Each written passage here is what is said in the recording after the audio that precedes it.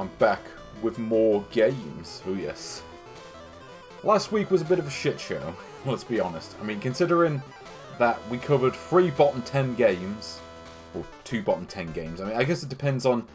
Would you even qualify anything below this line? I don't think you should. You know, as far as I'm concerned, Tasmania Story is still at the bottom of the list, because anything below Tasmania Story isn't even a game. It's just like, it's a torture device masquerading as a game. Yeah, but as you can see.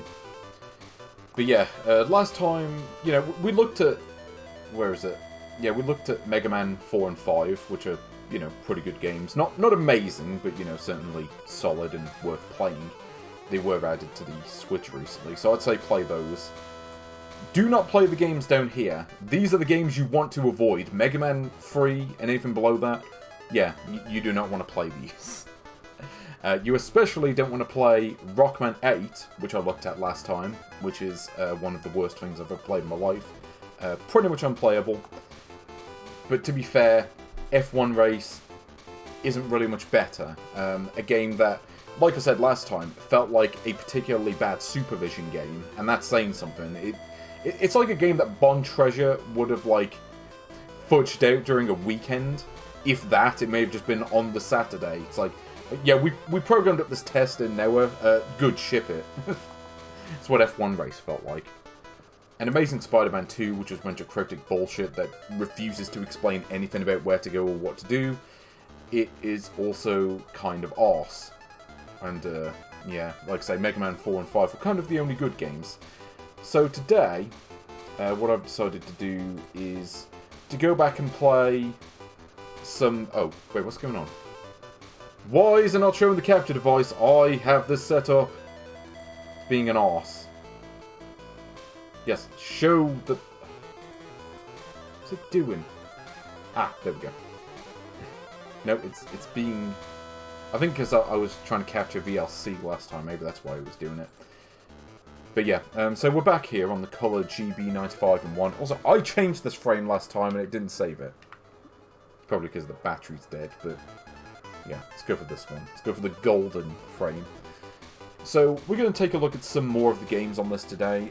Not all of them. I will do a future stream where I cover the games that I'm kind of skipping over. But yeah, we're going to do Pokémon Yellow. There's a reason I'm not doing Pokemon Gold and Silver today, partly because I don't want to cover 2 RPGs in a row. And, you know, we've really got to do Generation 1 first. You know, it only makes sense.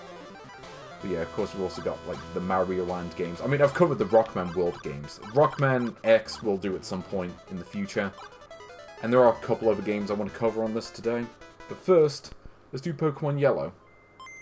See what we've got here. A blank screen. Wonderful. Oh no, it's working.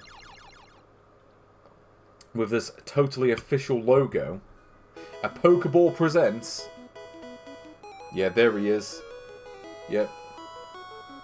We had him in Pocket Monster Go Go Go. But now we get him in a different game. And what game is that? Yes, the electric rodent in the house. Yes! It's Pocket Monsters! Something in Chinese. I don't know what that says. I assume it says Pokemon Yellow, because that's what this is. Oh yes. So, let's see what we've got in here. Well, firstly, as I say, this is a Chinese translation. Like, I assume bootleg. Oh, wait. What does this do? Can I change the language? I don't think that's how it works. Oh, hold on. Maybe, yeah. It's text speed, I think. And I don't know what these other things do. Does this change the frame? Which one changes the frame? The bottom one? No, don't know. Okay, let's start the game. Yep, here's a Professor Oak. Like, what even is Oak in Chinese? I don't know. I'm not going to hazard a guess. But yes, so Pokemon Yellow on the Game Boy, so there was a whole generation of these games. Unfortunately, this is the only one I've got in a multicart that actually works. I did have another multicart that had red, blue, and green as well, but that multi-cart died, and I'm not able to play them as a result. It's also part of the reason I'm playing this in Chinese, is because I don't think I've got a multi-cart that has any of these in English. So, okay, who do I... Yeah, I'm going to be Granddad. Yeah, that looks pretty good to me. Here we go. Granddad, the Pokemon trainer. You know, he graduated from the Flintstones, and now he's ready to take on Gary. Or whatever his name is in this one, I don't know. But yes. You know, no one ever looks at the, like, Chinese versions of these games, and I'm like, you know what? Let's do it. I don't know what these names are, I'm just going to type something out random. Probably going to be something offensive. It's just like, I don't know what it said, really. Think I read Chinese? Oof, if only. Also, I swear there were a couple bits of, like, hiragana there for a second. Yeah, so, suffice to say, I don't think this version was officially licensed. They basically took, well, I assume the Japanese version of the game, and then they, like, translated it into Chinese. Now, like I say, I'm not going to cover Gold and Silver today. They are also in Chinese, in case you needed to get confirmation of that. Yeah, so, yeah, I am playing as King. Do you think he becomes King from Tekken? Or maybe, well, I would say King from King of Fighters, but that's not how that works. But, yes. But yes, I shall play as your boy Wang. I love this, by the way, just the TV's on the floor, like they couldn't even get a TV stand for it. Maybe that's how they do it in China, I don't know. Or Kanto, which I think is where this takes place, isn't it? Yeah, here we go. So talk to you. I mean, it's kind of funny as well, because there is a Chinese bootleg of Pokemon Yellow on the Famicom, where they tried to remake it. And to be fair, they actually did a very interesting job. I'm not sure if it's a good game, but it is a lot more fully featured than you would probably expect from a bootleg on the Famicom. I think because it was by Shenzhen Nanjing, who usually were very half-arsed, and that was like the game where they actually tried to make it good, and then the rest of them, they were just kind of like, whatever. At least I read something to that effect anyway. But, of course that's not the case here. This, obviously, is just a ROM hack of the official game. And I have been playing this off-stream, so that I could, you know, cover it fairly, at least somewhat. So, here we go. Let's go into the grass without a Pokemon because I'm a fool. Here's Professor Oak. What's he up to? Oh, here we go. Yeah, there's Pikachu, the only one you'll see in the game. I don't know, maybe it shows up later on and I just didn't bother to get that far. But yes, there we go. Pikachu has been caught. It's always funny just how pixelated the characters are when they're close in this. I don't know. There's an odd graphical charm to the early Pokemon games. Like the way the soundtrack sounds and the way that they did all the sprites. Like you have to use your imagination a little bit, and I think that adds to the game. Like, I'm gonna throw out a hot take here. I think once the series went to like the 3rd generation, like when it moved over to Game Boy Advance, it lost its charm. Maybe I'm the only one that thinks that, but yeah, I don't know. It's just it doesn't have the same feeling to it that this does. It's hard to explain. Maybe that's just me being a curmudgeon. Curmudgeon, whatever that word is. Also, yeah, Holy Magic Century, there's a game that you do not need to play for any reason. Unless you're the world's biggest Quest 64 fan, and that person does exist. Wait, what's going on here? Okay, just a blank text box, I guess. It's like, we didn't know what to write in this bit. So here we go, we try to pick this Pokeball. But oh no, Gary's a git who decides to take the Pokeball instead. Okay.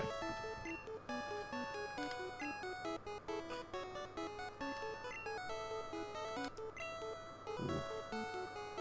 Yeah, that's just how Pokemon Generation 1 works. I think they changed that in Generation 2. I'd have to play that to be sure, though. But I think they did. I haven't played it recently. So I actually did try. So I think it's the... No, is this like... You want to give the Pokemon a nickname? Yeah, I don't want to do that. I'm going to go for the default name. So... Yeah, so I did try to play through Pokemon Generation 2, like a little while back on a multicard. And I got to... It was like the ice town, like you do the ice maze thing. Then you go into the town, and then you fight the gym, and... Basically, I got up to that point. Then I went back to the game after a bit, and then the multicart was dead. And I just couldn't, yeah, basically I just couldn't really do much after that. So here we go. Pikachu in the house. Is that really the only damage it does? I thought it did more than that. Yeah, well, I won this off stream, so naturally I'm going to lose on stream. Because that's how that works. I think, yeah, so I think when I played this off stream, it just kept doing the defense move. Oh, wait, I think I paralyzed it. Well, that helps. Yeah, wait, does it not show text for when it's paralyzed? Let's see. Yeah, I think that's... Is that saying that's No. It's like saying it's paralyzed, it might not be able to attack or whatever. Okay, so I think I'm about to win? Maybe. Here's where they get critical hit. But I do like the sprite work here. Look, did they literally just take like a small sprite and just blow it up? Kind of like what you would get in like a budget price PS2 game or pretty much any Nintendo 64 game, really. But there we go. Pikachu wins! Yeah. Suck it, Gary, I'm better than you. Whatever I called him with the Chinese characters, I don't know. But he's like, oh, you won. But yeah. So, fun fact with this game. So, I did play... well, I didn't play this as a kid, obviously. I played Pokémon Red, English version, of course, because the games that I had back in the day were all official, and despite what you might assume from having, you know, watched my streams. Oh, I guess you can't check the bin. Yeah, Pikachu's upset. Oh, I didn't mean to do that. Okay, let's go out. So you can just go in the bed, can't you? Or was that only in the later ones? So yeah, I'll get my energy back. But yeah, like I said, I was playing this off stream. Also, you see the Super Famicom right here. But yeah, like I say, I was playing this game off stream. Yeah, maybe you can only do this in the later gens. I thought you could do it in this one, but I guess not. But yeah, I was playing this off stream, and I do think playing a game like this through emulation does help. If only because you can skip. If only because you can kind of just fast forward through, you know, random encounters when you're having to grind. Which is really helpful for a game like this, because, yeah, I don't know. My attention span is limited. Especially for games like this, where it's like... Okay, what do you have to say? Occasionally they give you an item or ask you something. Also, yeah, like, the cries in this game are interesting, where usually it's just like some, you know, wavetable that they use on the Game Boy. Except for Pikachu in this one. I don't think he actually had that voice clip in the original version, though. I can't remember what so, what were the moves? It was like Thunderbolt, and then, like, what was it, like, Tail Whip? I remember what this one is.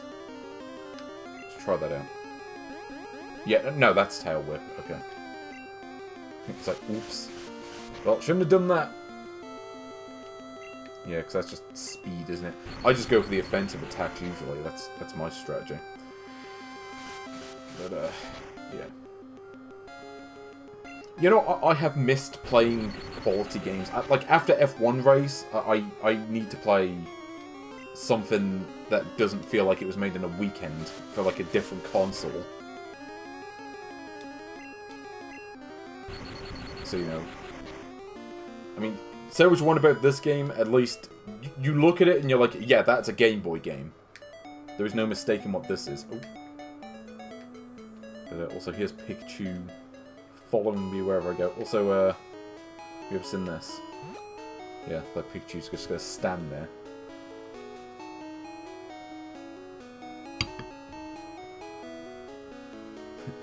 Yeah, here we go.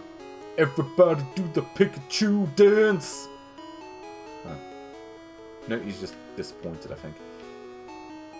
Maybe I need to get the friendship level up, because that is a thing in this. Well, with Pikachu, anyway.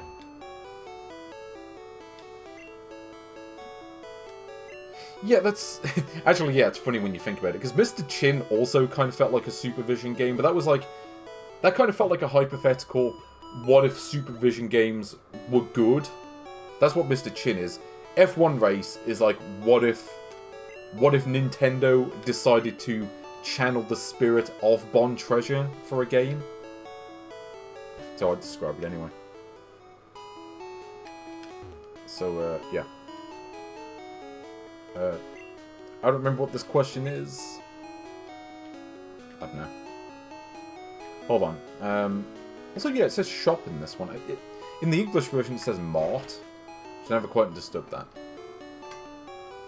And then... Oh, yeah, that's right, yeah. So we have to go back to Professor Oak, I think.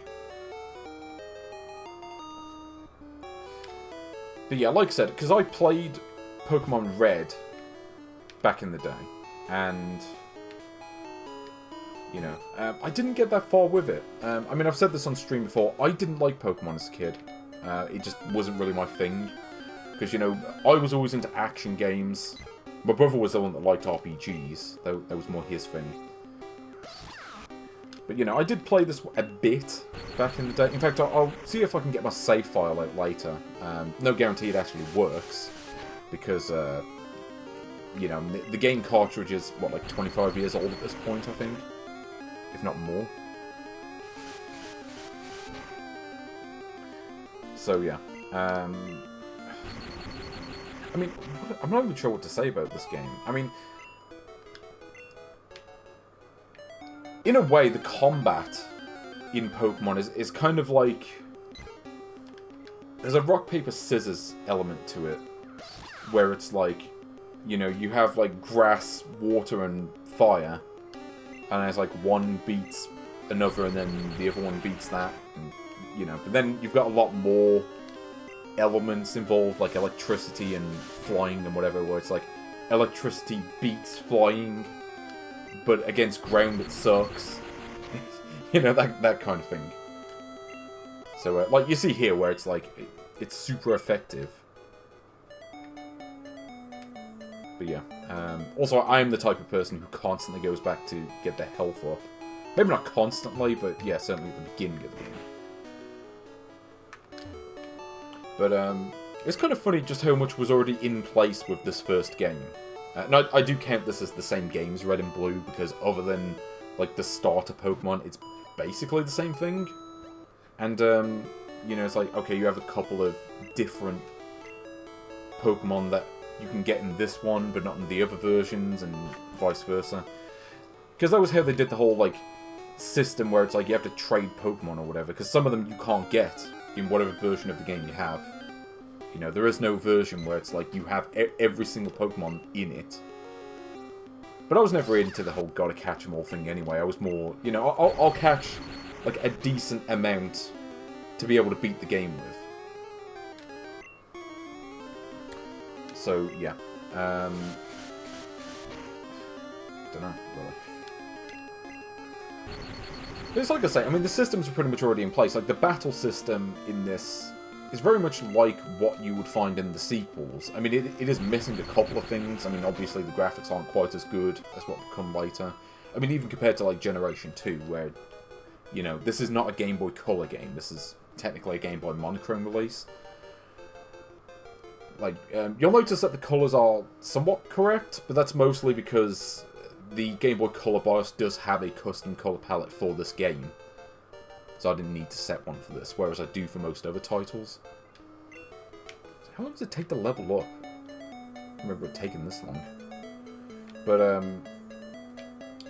yeah. Now.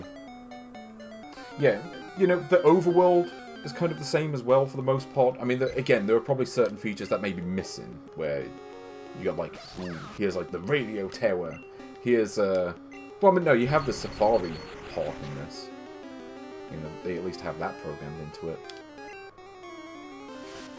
Ooh. You know, I'm just really lucky that they haven't tried using Sand Attack yet, because that's like, yeah, got to catch a decent amount. You don't need to catch them all. What if you're getting greedy? No, I mean, I get the whole, okay, you're completing the Pokédex from research. Okay, I do understand that. I'm just being silly. But, oh, we did it. Okay. But yeah, I'll get this part done. I'll see if we can, what is it? Get the thing done with Professor Oak. Yeah, here he is. So we deliver the object to him. Thank you, Granddad. Okay, that's confusing. But, because in this case, I guess I'm Granddad, as opposed to Granddad. Yeah, actually, it's really funny, because the Retro Pals, they were playing, what was it, Hey You Pikachu recently, and, what was it? Yeah, they were playing that, and that's a game that I was always kind of intrigued by, but I never got to play it because it wasn't released in Europe.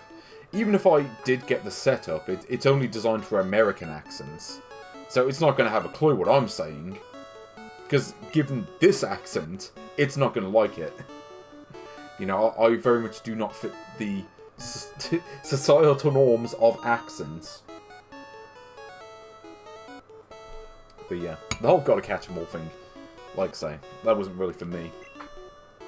I'm like, you know, let's just catch 6 of them. Because you can't carry more than that anyway, what's the point? Okay. But, yeah. I do know that it's like, if you catch at least 10, that's how you get Flash. So there is incentives to catch more, to an extent. But okay. Let's at least see if I can catch a second Pokemon. See if we can get to that point.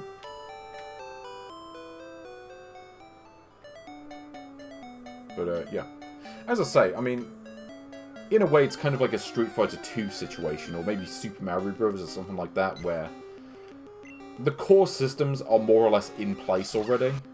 Like, there's not really that much to differentiate this from the later games. And I think that's the game's credit.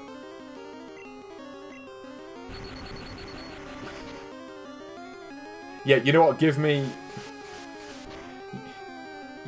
a Geordie Pikachu. The world needs a Geordie Pikachu. I mean, they had that Detective Pikachu film. Like, who did the voice acting? I was going to say Danny DeVito. I'm pretty sure that wasn't him, though. If only. That would have been awesome. Like, people wanted it to be Danny DeVito, but then it was, like, someone else, I think. But as I say, again, there's not a whole lot to differentiate this from later games, where, again, core systems pretty much already there. There are omissions. And when I say that there are omissions, I mean things like there are certain Pokemon types that aren't in this. Like, for instance, I think Rattata, or at least Raticate, I think is Dark type in Generation 2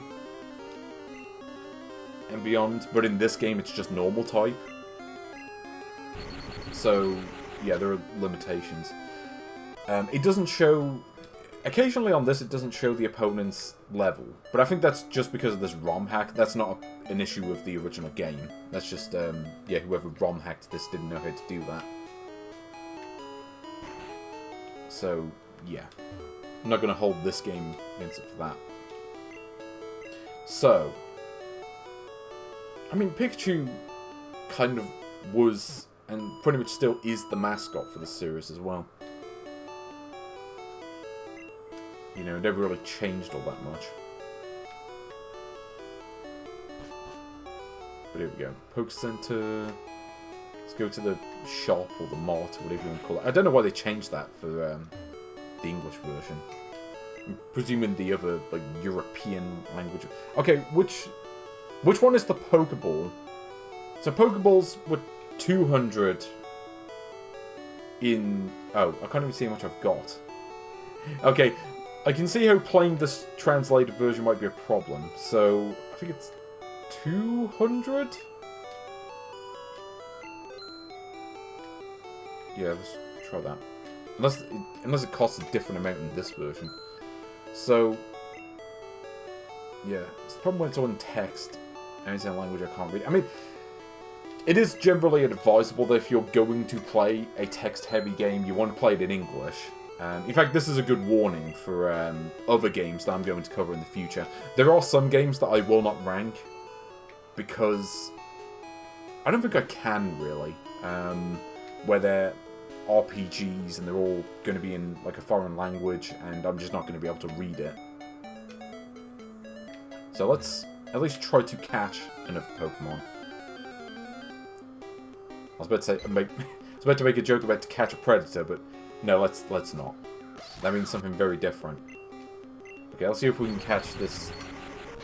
I was about to say Spearow, but I was doing that just to mess with you. Oh. Yeah, so here's where... In fact, no, you know, actually I'm just going to run. Yeah, whenever they throw the Sand Attack, that's when you run.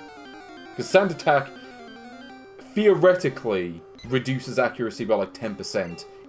Though in reality it reduces it by more like 60% from my experience. So I don't know if I just have the worst luck in the world, or if the numbers are just incorrect. But I'm pretty certain they're incorrect, because, okay, you look at this. Oh no, you hit it. But I'll guarantee you I'll miss the next one, because that's how this always works. Yes, here we go. Oh no, I got lucky. Oh. Okay, I forgot I got a critical hit. I didn't mean to do that. I was just trying to catch the thing and it wouldn't let me.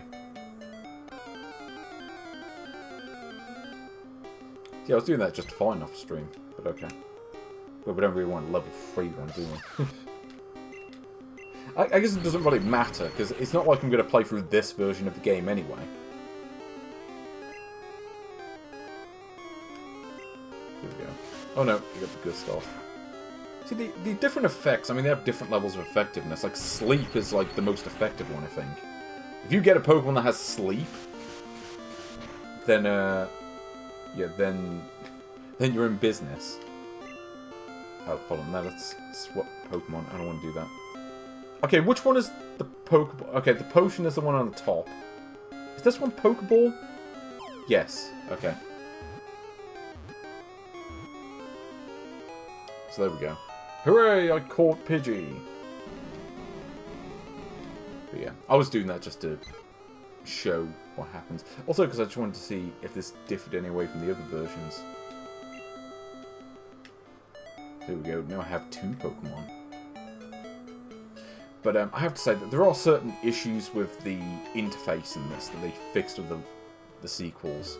Where, like, one thing you might have noticed during the fights is that it doesn't show you how much XP you have, or like how close you are to the next level. So like they had a little bar below the health where it says, okay, this is how close you are to leveling up with this character. And that was really useful information to have. Plus, it doesn't show you what town you're in. Like, you have to read the sign. Not that I can read it in this version, but yeah, you'd have to read the sign and that tells you there are maps in certain houses that you can check, but yeah, I mean, it was just certain issues with the interface that they fixed with later games. I hope Pikachu's feeling better at least. Here we go, if we go this way. Also, yeah, this red bit I think is meant to be water. But, of course, due to the limitations of monochrome Game Boy graphics. Actually, here's one thing that really bugs me about the Game Boy Color. I don't know if anyone's seen My Life in Gaming. They recently... I want to say recently, I mean like the other day. They actually did a video about Game Boy and Game Boy Color and Super Game Boy and comparing that. And how Super Game Boy had certain features that you didn't really get. Okay, so is this... Wait, which Nidoran is this? Is this female or male? Because it doesn't actually say. They don't have the symbol for it. But, yeah, it's like, it doesn't actually tell you, like, yeah, like the the MP or whatever. Oh, no, not MP. What am I talking about? It doesn't tell you how close you are to leveling up. Again, in the sequels, they had a little bar that tells you, and it was useful. It was useful information as opposed to useless information. So here we go. Here's a. So here is Nidoran, whichever one it is. Is there any real difference between the different Nidorans, other than they look different? Like, I don't know if they have, like, stat differences, or... Well, no, because I think the stats go somewhat randomly anyway. But yeah, of course, it's like... No, this is the male one. But yeah. Ooh.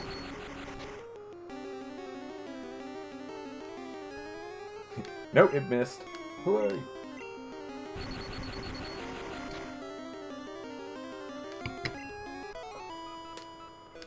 Yeah, there's a lot of grinding at the beginning. At least if you play like I do. But, so what else is there here? Alright, here's my, menu. So I noticed that the trainer names are all in Japanese, or... I don't know if it's the names, or if it's the towns.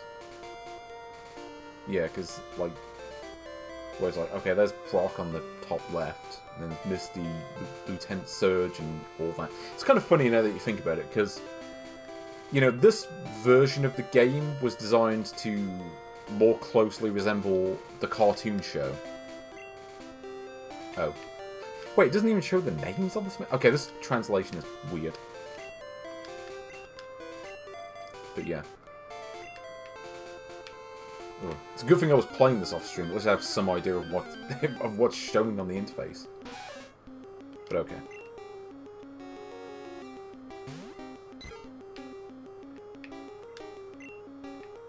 So we go. Pikachu, go! I love that Pikachu is the only one that has like a sampled voice in this. But as I say, I mean, Pikachu was like the mascot. And again, this version of the game is a bit more like the TV show. Where it's like, you know, oh, I want to be like Ash and have Pikachu as my, like, main Pokemon. Like, my starter Pokemon, whatever. I don't remember how it worked on the show, but it's like... Like, did Gary have Eevee? I guess he must have done, if that's what they're doing in the game. But yeah. Anyway, is there a whole lot more to really show off of this one? It's like... Okay, so here's save, so I can save the game. I don't know if it will work on this anyway, the battery's probably dead, but... Because none of the games really had a save, so I'm assuming that's the case. So we've got options, and this is cancel.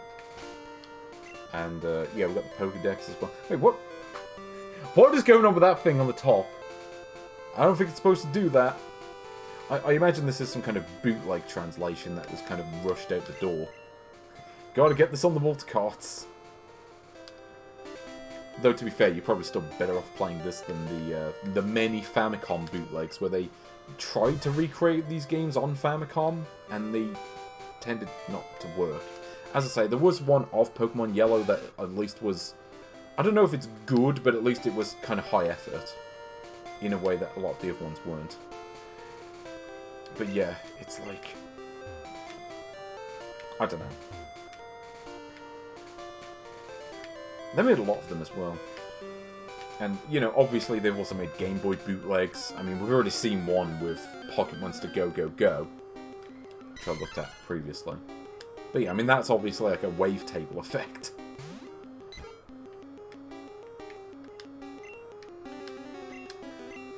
There we go, Mankey's in the house. What's the name of this one? Wang Key? I don't know. Like, Wang is the only word I know in Chinese, apparently. Other than Szechuan. I know what Szechuan sauce is.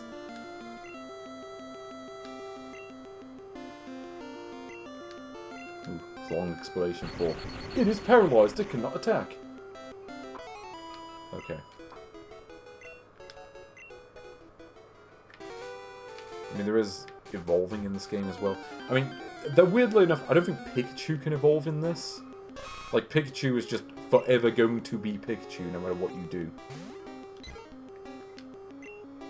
But let's quickly evolve Pidgey.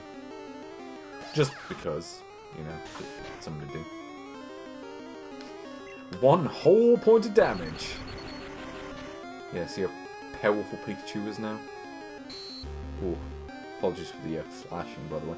In fact, it is kind of funny, because the Pokemon cartoon show, that's kind of where, like, the movement for we need to look out for epileptics came from, because of all the kids who became, or who had epileptic fits from that one episode.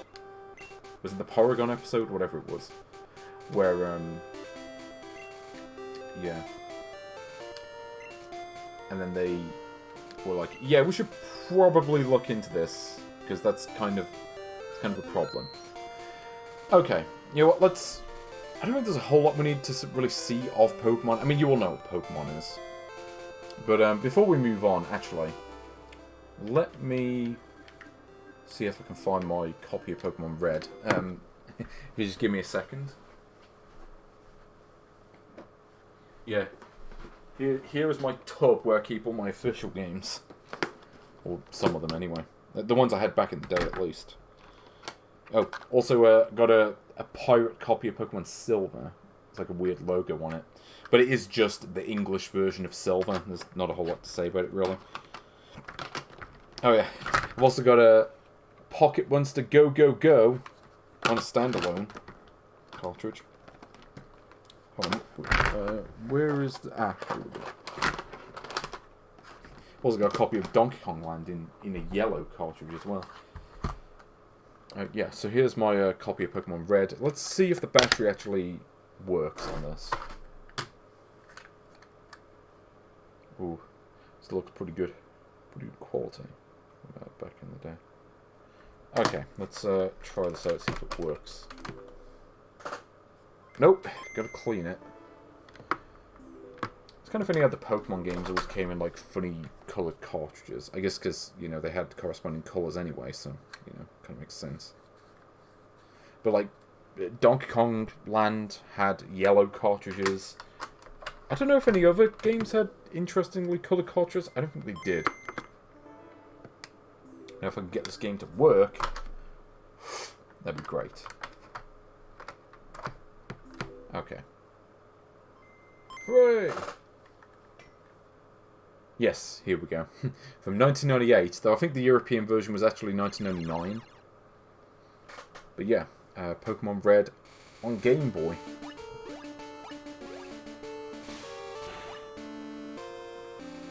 Yeah, so this is where it all started. Yep. Red version with a green Ash. Because Game Boy. Aha! It has my save file. Okay, let's not go to new game. Yeah, so I guess the menus were a bit different in this one. And they added something extra for the yellow version. But I will rank them all as one game anyway.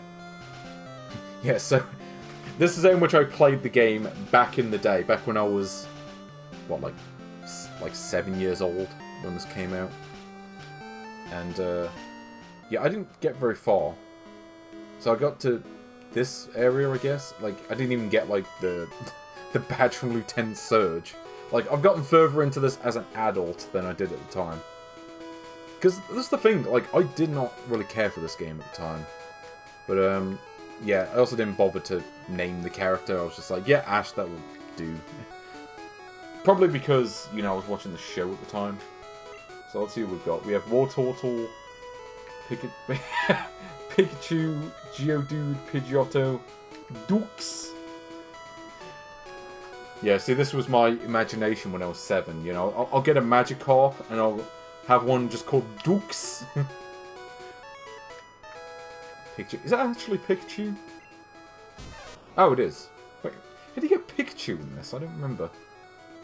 Is that just in one of the areas that maybe they changed it for the yellow version? I don't know. Though actually it's really funny, because in the yellow version they gave it like its own icon for this. But yeah.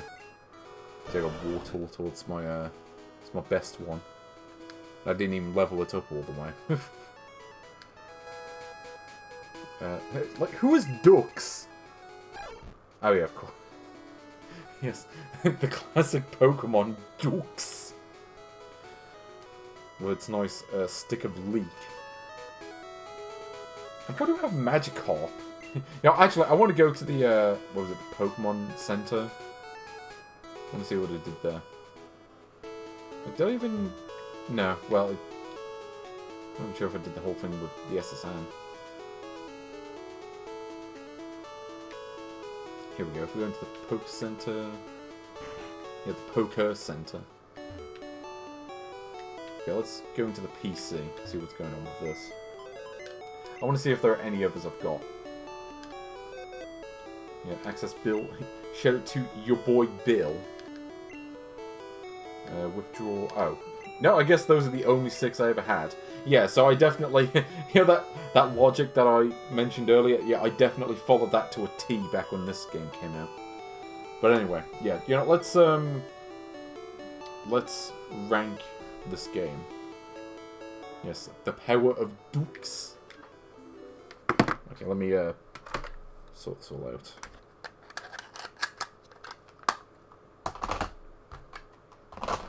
You know, Pokemon Silver bootleg. Maybe one day.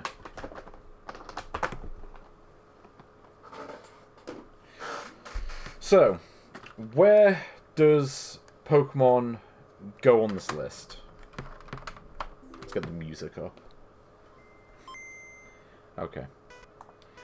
Well, the last Nintendo game I looked at was F1 Race, which, you know, is one of the worst games I've ever played in my life. This is better than that. Like, no, it's not even up for debate. Even if you don't like Pokemon, it's a better game than F1 Race. And I like Into the Screen arcade races. F1 Race is the worst one I can think of. Especially because it has the same name as one that I actually do like. So, yeah, this game deserves its place down here. In fact, I was tempted to retroactively put this game, like, below Tasmania Story. Because I think I'd rather play Tasmania Story. But it's maybe not quite as bad. But it's close. But no, it's a lot better than F1 Race. It's better than Castlevania Legends, that's for sure. It's better than Xenon 2 Mecha Blast. It's better than Amazing Spider-Man. Where's, yeah, Mario and Yoshi. That was the other Game Freak game that's on this list. And it's better than that. Like, Mario and Yoshi is a game I liked at the time, but I don't think it holds up.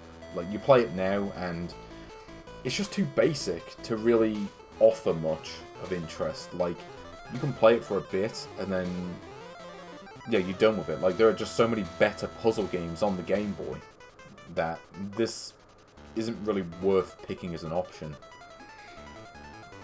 But yes, yeah, it's better than that. Jungle Book is better than that, because it doesn't have the stupid jumping that game has. Or the invincible enemies that are invincible for no good reason. Yeah. It's better than Crayon Shin-chan 6. It's better than Kung Fu Master. It's definitely better than Cheeky Cheeky Tengoku. But is it better than Pocket Monster Go Go Go? Because that game had a really good soundtrack. And it has Meowth reciting the opening lines to My Heart Will Go On. So it's got that going for it. But it also does have a lot of slowdown. And it's a colour game, technically. But you wouldn't know it from looking at it, because it looks like a monochrome game. The backgrounds are all one colour, and all the sprites are a different colour, and that's it. Plus, like Pokemon Yellow has Dux, or it has the prospect of catching one and calling it Dux. So it's better than that. It's definitely better than Super Mario World 7. It's a lot less cheap than that game is.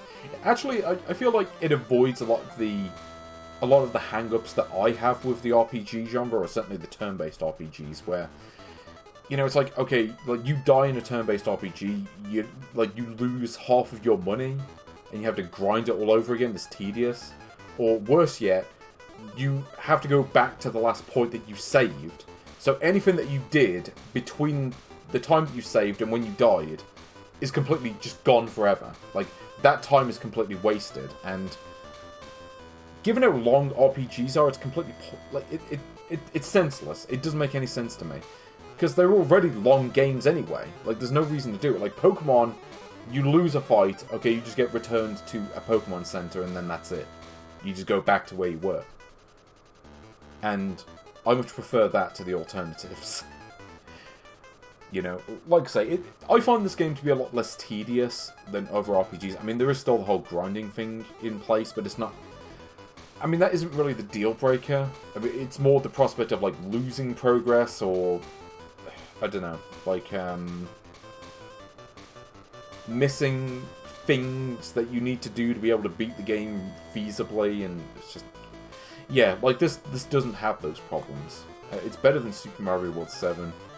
It's better than Muhammad Ali Boxing. It doesn't have the Pog faces. I don't think Pikachu ever Pogs in this game. But he can beat the best. You know, he does have electric powers. And, you know, like... You get Gengar out, he'll beat Muhammad Ali one-on-one anytime. But yeah, it's better than Pinball Revenge of the Gator. It's better than Yar's Revenge the Kotile Ultimatum. It's better than Gargoyle's Quest. I mean, Mega Man 4 is pretty good. You know, I mean, you can grind in that game as well if you want to a lesser extent than Pokemon, because, well, it's a platformer, you're not going to have as much of it generally.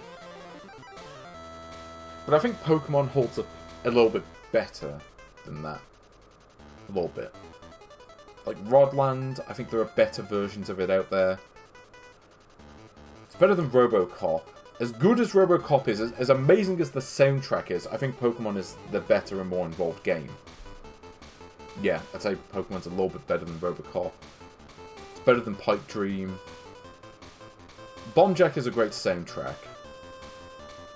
But there are maybe better versions of Bomb Jack that are better overall. Better than Minesweeper. Minesweeper, the mission mode is awful because you lose once anywhere in like a 10-level span and you have to redo the entire thing all over again.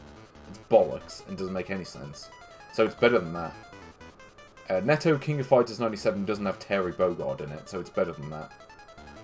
Like Tailgater, you've only got like a handful of monsters in it. It's got a good soundtrack. It's got some good levels. Plays well. But I don't think it really has the multiplayer capabilities of Pokemon.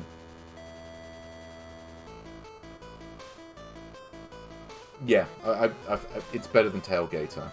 But is it better than Super Mario Land? Because, you know, if you'd asked me before I started the series, I would have said no way. I would have said, no, Super Mario Land is the classic of all time.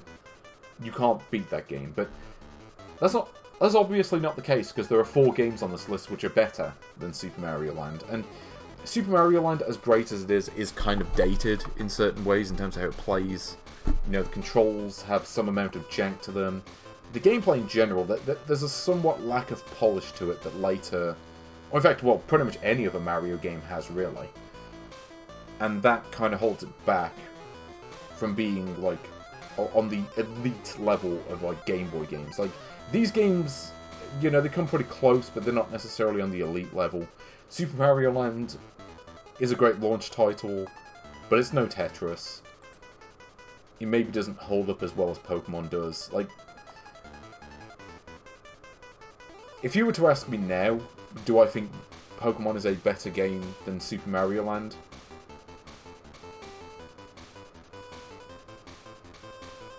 I'm betraying my past self when I say this, but yes. Yeah, it is. Like, I can feel the 7-year-old in me wanting to kill me as I say this. Because Super Mario Land was one of those games I gravitated to back in the day.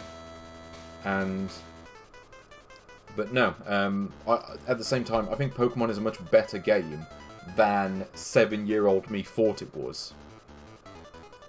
So yeah, it's better than Super Mario Land. But it's not better than Tetris, and I'll explain why. Because you think about what alternatives there are to Tetris on Game Boy. You have Tetris 2, which is like they tried to combine Tetris with Dr. Mario, and it ended up being nowhere near as good as either of them. So that's not going to replace it. You have Tetris Attack, which is a good game, but it's not Tetris because it's just some other game that they slapped the Tetris license on. It was a panel to pawn. It's like, okay, we're just going to slap the Tetris name on this and just stick Yoshi in it because why not? Like, people make fun of like Super Mario Land 7 and Sonic 6 and all that, like the cheap graphical ROM hacks where they just shoehorn some other character into an existing game and just pretend that it's a new game in the series. But to be fair, Nintendo was pulling the exact same shit back in the 90s. So, you know, it's not as if they were exactly above it. But yeah, Tetris Attack is a great example of that. Good game, but not Tetris. Tetris Blast is a very good game. You know, very similar to Tetris, but not the same. You know, you don't destroy lines by creating them. It's not like, okay, you make a line and it's gone. No, you make a line, and if it's got an explosion, if it's got a bomb in it, it goes off. You know, it is very fundamentally different to Tetris. Tetris Plus, or was it Tetris Plus on Game Boy Color? Yeah, like there's that game, which maybe as a game is better than Tetris, but the soundtrack just isn't very good. And when you're this high on the list, you cannot afford to have a substandard soundtrack. You're not going this high up the list without that. Without a good soundtrack, you cannot go above Tetris. You can't replace Tetris. There was the Card Captors Tetris? I think that was a thing. And there was like the Disney one, but they're kind of their own things. And the thing about Tetris is, sometimes I want to go back and play it with those original rules, without the T-spin, without being able to hold a piece. Sometimes I want to play it that way. Whereas with Pokemon, I play it and I'm kind of missing the UI improvements and the extra Pokemon types that they had in later games. It's like, you know, it's like, why would I want to play as Clefairy in the original? Because there is no fairy type in the first game, it's just classed as normal. And that's not as good. You know, I think about, well, you know, compared to Generation 2, it's missing certain things that kind of make it... You know, it's that kind of thing. It is the first game, and it gets a lot right, but, you know, there was definitely room for improvement. Tetris, there wasn't much to improve on with later games, really. And I think that, yeah, I'd say that puts this between Tetris and Super Mario Land. It has taken a long time, but these two juggernauts of the Game Boy have finally been separated by another juggernaut, the other killer app that came at the end of the system's life. And with that in mind, let's play some Mario Land 2. Because, I don't know, this list I feel is kind of incomplete without Super Mario Land 2. So yeah, it's the Japanese version, but I think, other than the title screen, it's more or less the same game. I guess we'll see. Well, let's go to Mario Land. I love this tune, by the way. Very pokey, in a kind of a charming way. Same for like the Pokemon soundtrack in a way. Maybe not pokey, but there's a charm to it that you don't get with like Generation 3, where the whole thing sounds like it was done with trumpets. Like every instrument, including the drums. Also, this game is quieter than Pokemon. I don't know what's going on there. Let's see what Mario's got up his sleeve. So we got this nice face in the background. I like that. And we've also got blue Goombas because of the power of the Game Boy. But yeah. Ooh. So you'll notice right away some notable differences between this and Mario Land 1. Firstly, the fact that, well, the sprites are a lot bigger. You know, there's a lot more detail to them. So it's gone over a graphical overhaul that you really didn't have with the first one. But, you know, the first game was a launch game. It was going to have limitations in that sense. So you can look up and down? Yeah. So that works too. It's a bit like Sonic in that sense. Also, yeah, the colours in this are a bit weird. That's because, you know, Game Boy Color... Yeah, this is actually the default colour scheme as well. I don't know if you can set your own colour scheme for the ones that have a default one, because most games don't, like I said. Oh, also that invulnerability theme as well. Very squeaky. I like it. Oh, here we go. Yeah, you can also do the spin jump from Mario World.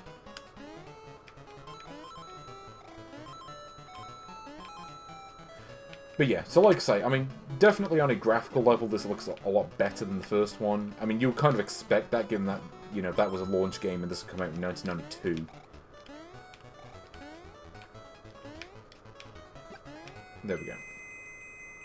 So we go into the goal, ring the bell. Much like Super Mario Land 1, except in... Here, you get this screen instead. Yeah. Also, that happens if you're me. It's like, yeah, Mario just walks out the room, he's like, yeah, I'm done with this. Well, you know what, let's go... where is it? Yeah. Let's go off to the Turtle Zone. Oh, yeah, if the thing doesn't want to cut out my screen. Yes, the Turtle Zone. You know what I really like about this game, actually, is the various different lands. I mean, the first one kind of had some interesting levels as well. It's like, here's like China Land, and here's like Easter Island Land. Or whatever, you know. But yeah, that's what I liked about this game more than something like Super Mario World. Like, Super Mario World, it's kind of just... Okay, you get like the Vanilla Dome, and then like the Chocolate Land, or whatever. They all had names like that. Oh. Yeah. Also, yeah, you don't lose all your power-ups immediately like you do in Super Mario Land. Like, you actually do get to stay in Big Mario form if you get hit, which is good. It's one of the things I didn't like about Mario World is, it's like, oh, you get hit once and you immediately lose all your power-ups. Even though Mario 3 didn't do that, so that didn't even make sense for the time.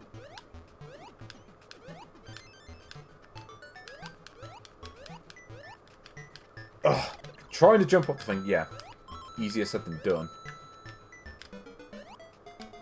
Doesn't help when there are no power-ups in the entire level. It's like, we'll give you some coins, and then that's it. Okay. But, yeah. Has anyone played Super Mario Land 2? Because I didn't play this back in the day. You know, I played Mario Land 1 quite a bit. And then I didn't play this game until much later, because I didn't have a copy of it. So I wasn't able to. It wasn't until, yeah, it wasn't until much later that I was able to get a copy of this. Because I got 100 coins, but you don't get extra lives or 100 coins in this game, because the coin system's kind of different. Is there any, like, difficulty level that notably varies between the different worlds?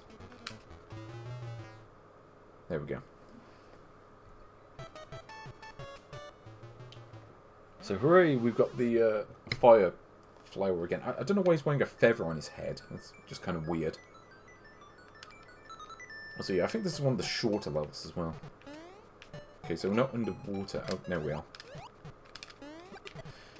But yeah, like, there are some very interesting, like, zones in this game. Like, and I think that's kind of what gives this game the edge over a lot of many other Mario games. Like I say, that was something that was kind of missing from Mario World, where the worlds just weren't that interesting, I don't think.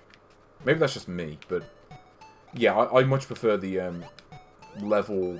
Certainly the level themes in this game, compared to, like, Mario World. I mean, that's one of the things that Mario 3 kind of had going for it as well.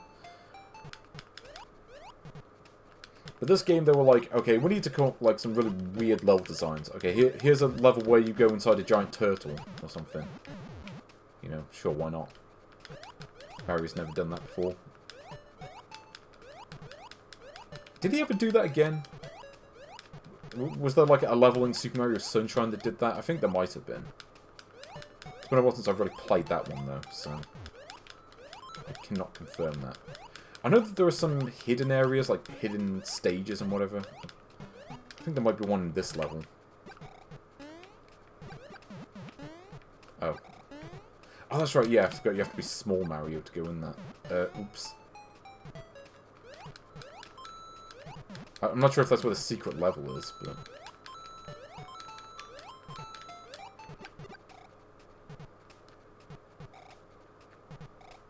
Also, the soundtrack is quite interesting, where you've got like a single theme that kind of plays for the whole game. Or, well, maybe not the whole game, but certainly much of it, where it's like, okay, we've got this one theme song that plays throughout.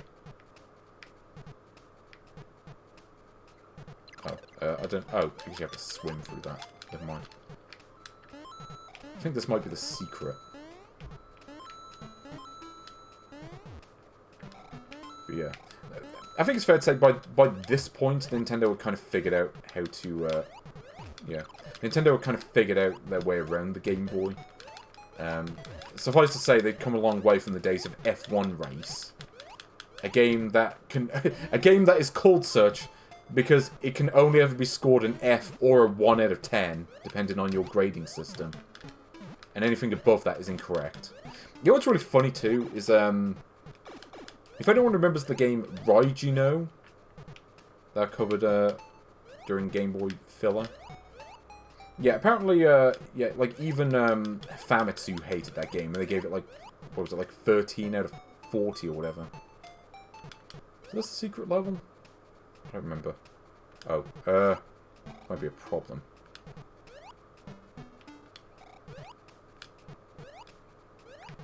Oh, okay, I don't know how you get past that bit. I guess you have to stand at a very specific spot. The problem is you can't go there with power-ups because the game doesn't let you. Also, yeah, I don't think that... Well, no, there are checkpoints. It just takes a while to get to one sometimes.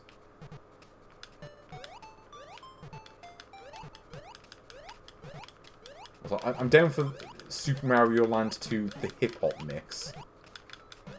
One love for the city streets. One love for the hip-hop beats. And I do believe one love is all we need. Is there a hidden, like, box here somewhere? I don't think there is. I can't remember if that's something this game does.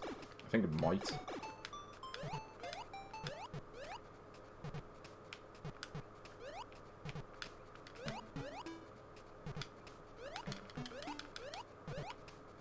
Okay. So they give you a lot of time in this as well. Forgot about that. Oh, like, you can't even go under that. Like, it swims too low, and you can't duck under it. I don't think. Unless that, like, if that's literally what you're supposed to do, I'm going to be upset. Because they really do not give you... They do not want you to go for the secret. It's going to make it way too small. I'll try it again. If I don't do it this time, I'll just move on. But, I'm not going to play through this whole game. Not on stream, anyway. I have played through this game in my own time. I do have a copy of this game of a, like, completed save file. Well, I say completed save file. You can't actually save when you beat the game. But, well, I have a save file that has, like, all the levels bar the final one completed. Because, as anyone who's played this game knows, you cannot save the game when you beat it. So that... Oh. Also, I don't understand why touching the side of that kills you. That doesn't even make sense. It's like something I expect from a bootleg. That is not something I expect from, like, an official Nintendo game. I don't know. It'd be like if you touched, like, the side of a Spike in Sonic the Hedgehog and died. Okay, now here's an interesting one. Like, what even is this level? It's like Mario was like, yeah, I want a giant mechanical version of myself. I mean, he does have, like, a castle in this game as well. Like, this is Mario Land. Like, he named it after himself. A bit like how you have Donkey Kong Country, which apparently was also named after Donkey Kong. Like, yeah, they really wanted just their own entire nations. I'm not sure if I trust Mario as a president, though. In fact, wasn't there, like, a joke in Futurama where, like, the president of Italy was Mario? He was just talking about Mamma Mia or whatever. Oh, also, I think those spikes in the background do hurt you as well. I think. Not that you can necessarily tell this colour palette, but... To be fair, that might have been easier to discern on a original Game Boy. That may just be an issue with this colour palette.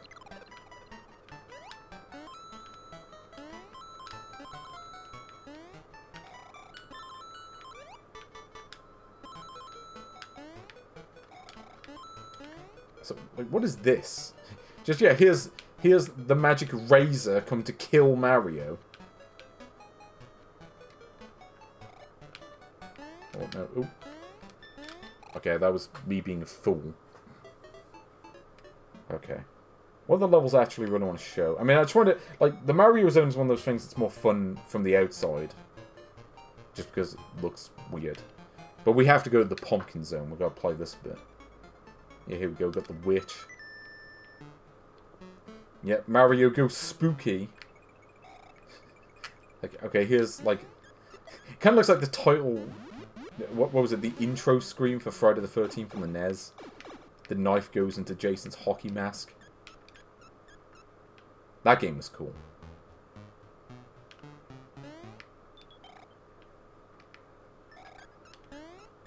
Okay.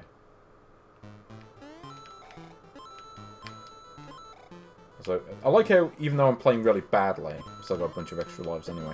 Though I do remember, if you get a game over in this, you, like, lose all of your, what was it, like, so basically whenever you beat a boss in the game, you get a coin that gets put onto, like, the door that leads to the final level.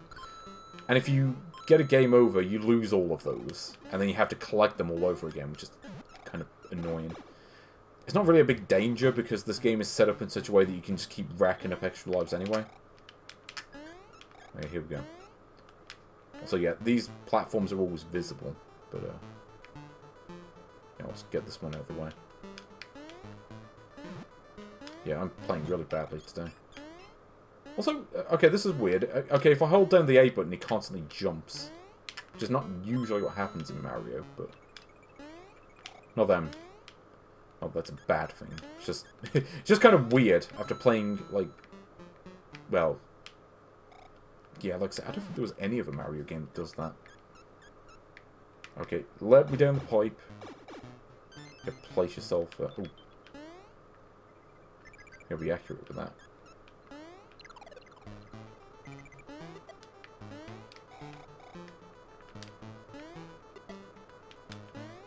There we go.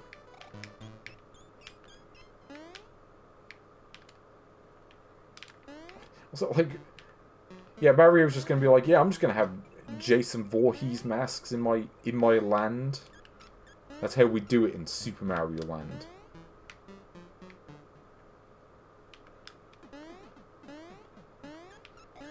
Okay. Whoa!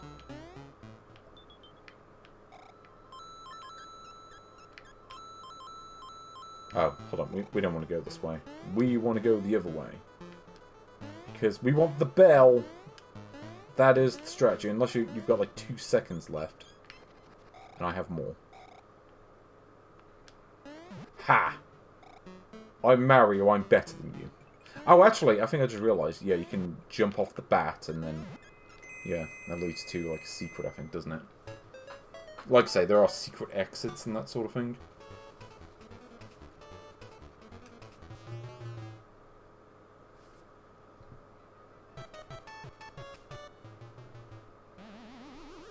So yeah, 3 extra lives. You get to land on the right thing. So what is this? Is this Bert from Sesame Street? Oh, I forgot I didn't have the flying power up because I wasn't paying attention. I had the other one that isn't as good. But actually, it does have its uses in like boss fights or whatever. But yeah, for general platforming, you want the other one.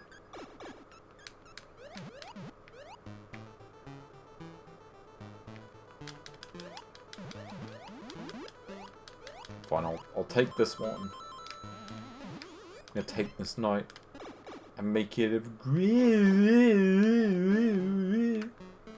Also, yeah, this doesn't actually do anything. It's just there to look funny, I guess. Something with the graphics here, they're slightly reminiscent of Monster Party. Which is good. I like Monster Party, so... Yes, and the fire is invincible to fire because... What's fire? What do you expect? Okay. So I can just go this way. Ha! I'm better than you. I have fire. Need it to burn. Need it to make you learn. So what is this? Okay, that's obviously like some traditional, you know, Japanese thing. I can't think of the words, but yeah, that's what it is. Yokai. Ikai. I don't know. A lot of water in this game. Oh. Also, yeah, you can literally downgrade if you're an idiot like I am. So, yeah, we'll give you this power-up that makes you worse off. Yeah, well, I can't really get that now, can I? Not that it matters. It's not as if I'm going to play for the whole game today. Yeah, here we go. Yeah! Jump for the win! Here we go, give me this one. Thank you!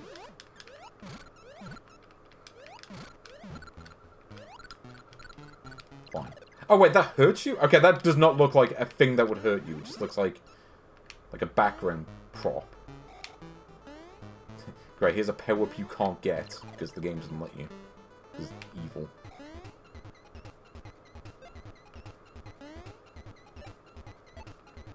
But at least we get the cool theme again. Also, yeah, the umbrella enemy. Yeah, I don't know how you go up there. Here we go. Welcome to the House of Pain. As Everlast. Because I want to prove to him that I'm the cream of... Oh. No, apparently you can't jump on that one, even though it looks like you should be able to. Yeah, well, guess what? I'm the cream of the crop. I rise to the top, and I never eat a pig because a pig is a cop. But yet, Terminator, like Arnold Schwarzenegger, trying to play me out, as if my name was Sega. But I ain't going out like no punk bitch. Get used to one style, yo, and I might switch. Yeah, I'm just being silly for silly reasons.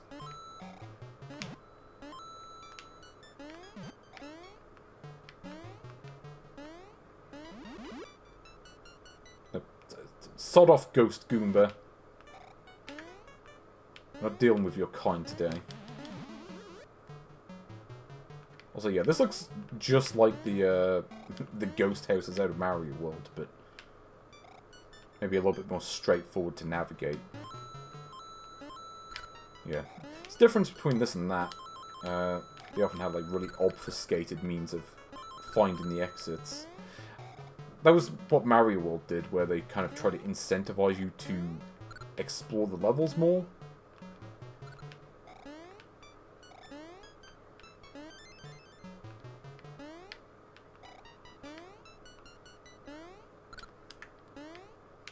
But I'm down with this Ghost House theme.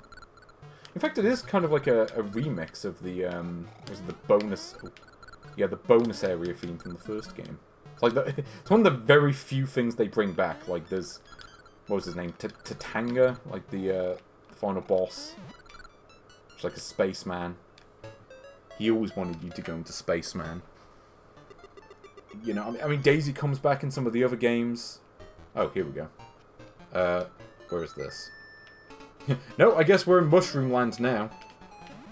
Ooh, your first Game Boy game. Well, yeah, like I said, I didn't play Mario Land 2 until much later. Like I said, I had Mario Land 1, and then... Yeah, it wasn't until I got around to finding a copy of this in my adult years that I actually got to play it.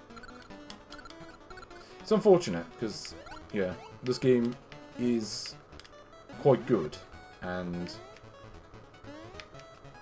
Yeah. Oh, I know when the platforms fall because they're coloured differently to the background. Ha! I'm using the limitations of the Game Boy Color to my advantage.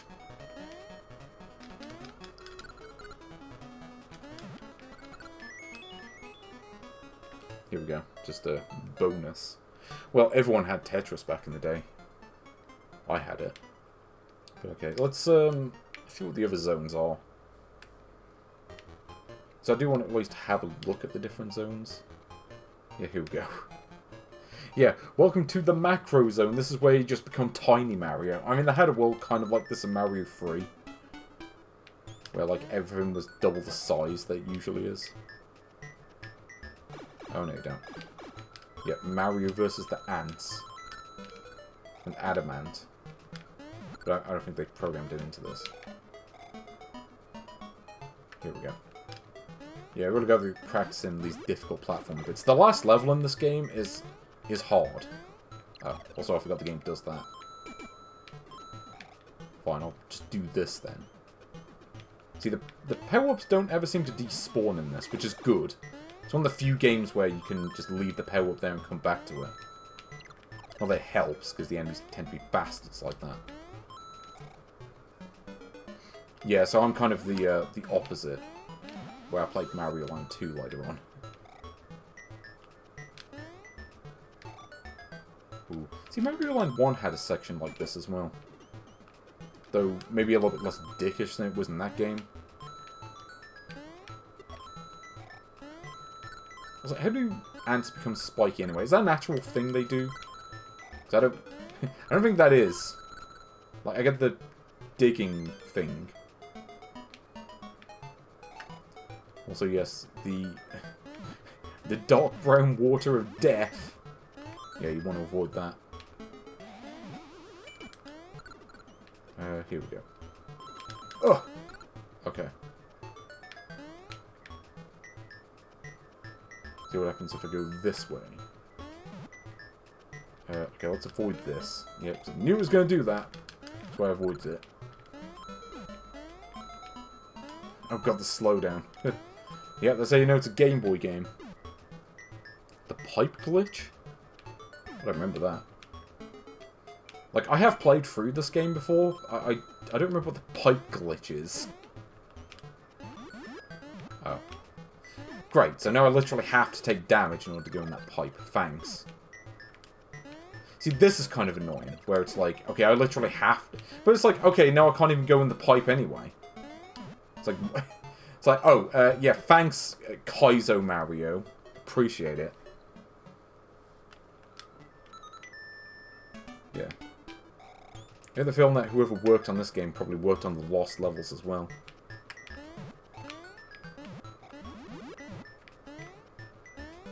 Okay, well, at least I can just do this. Okay, let's do this properly this time. Let's do it correctly.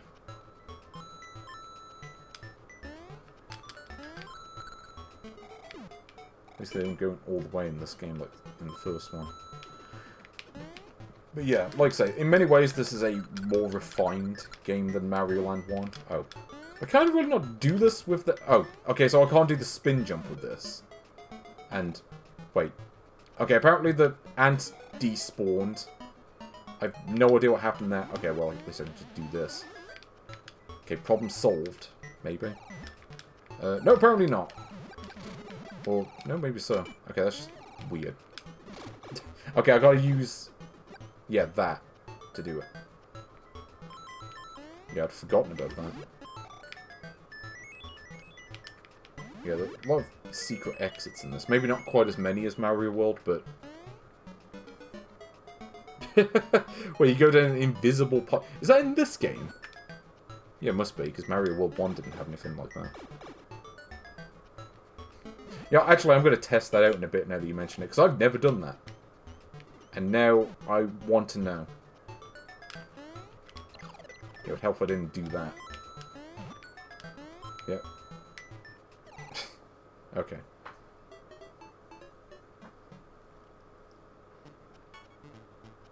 Well, let's beat this level, and then let's do that. This game will let me beat the level. Well, not that it's necessarily that hard. I'm just playing like arse right now. And that's not the game's fault.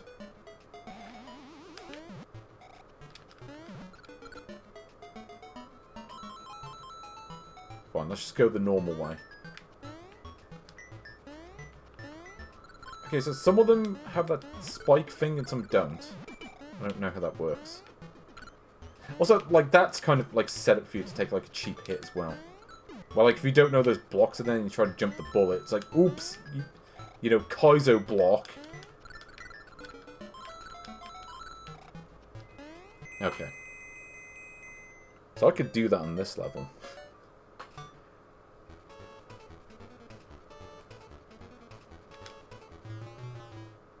Yeah, there we go. Actually, let me show off, what is it? Yeah. So here's the map. See, I love that on the map. It's like, yeah, it just goes small. Where was the shop?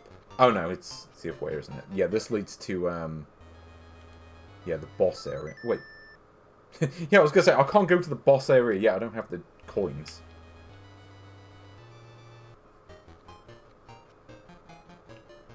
Okay, so let's go in the shop. Yeah, so I think... So, depending on the amount of coins you select, I think you get a different amount of lives. Or no, sorry, this is... Yeah, this is... Yeah, this is what you do with the coins. You just, like... Okay, I spent 200 coins and got 5 up. And then if I spend 30 coins... Yeah, this one's just power up. Okay, so I got... yeah, I got the exact same power up I already have. I mean, it could be useful, but I don't think there's a way to quit out of it once you enter it. Okay, let's go back to the level that I just beat. I want to say the tree level is the easiest set of levels, but let's go to macro level first. Yeah, 99 up, if you get lucky. Okay, let's see if this works, because I'm guessing it's like the, yeah, what they did in Super Mario. Oh.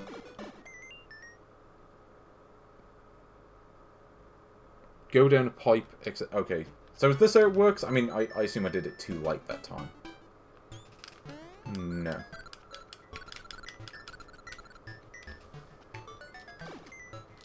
No. Okay, the timing on it's kind of strict, I think. Like, it is doable, but it takes a bit of practice. It would help if this stupid ant wasn't in the way. Yeah, you have to do it when you're in the pipe. The problem is the game isn't letting me pause when I'm in the pipe. There we go. So we go to level 2. Or, no, do I have to do it on the same level? Or am I allowed to just go to any level I want and do it? Because I don't know how it works. Like I say, I haven't done it before. I have beaten this game, but I haven't done any, like, glitch maneuvers. Here we go, welcome to... I was about to say the kitchen, but we're obviously outside, so that's not it. Wait, does it block my shots? Okay, that's bollocks. Also, you notice that it goes into the background as well? Or into the heads-up display? Which just looks a bit off. Yeah, they go super fast as well. At least they look like they do in the console games.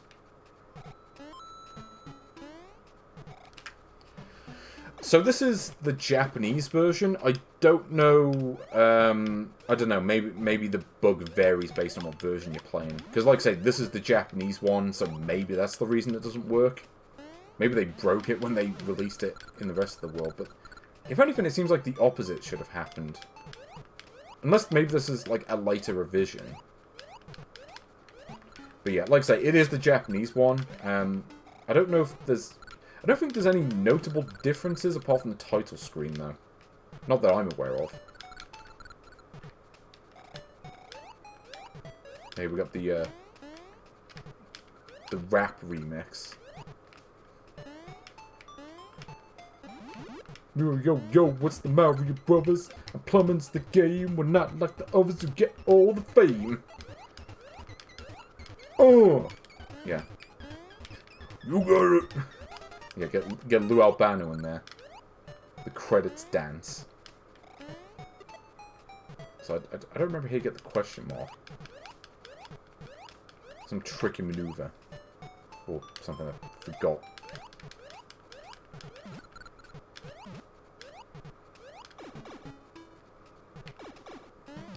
Maybe it's only if you're going up a pipe and not down.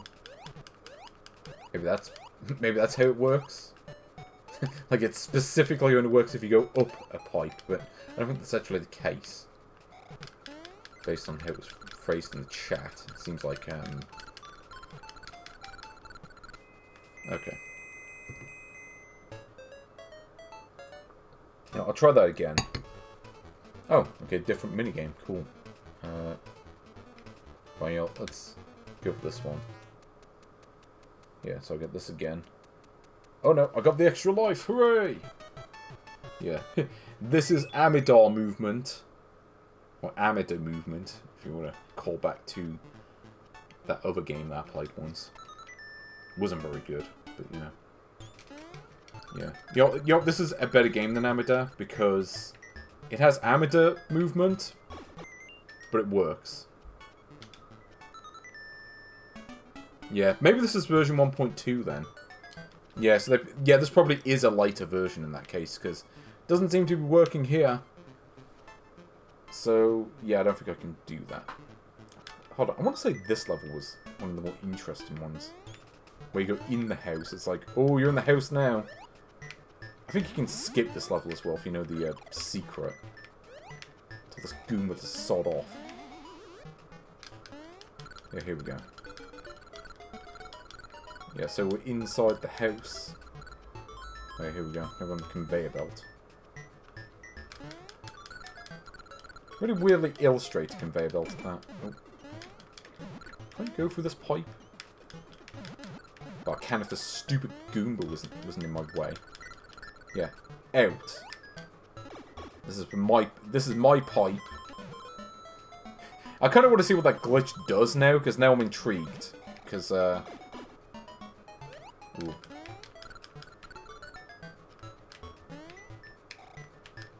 Okay. Oh, wait, what is this?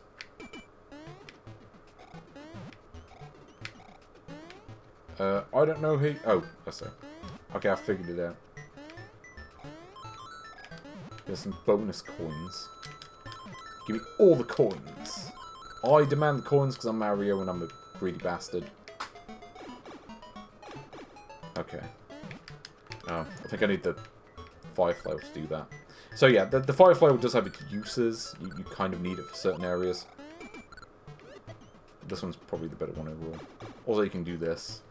Yeah, I'll just skip these enemies, why not? But I'm not going to do that. I'm too thorough. Also, I can do this. Yeah, rack up the extra lives.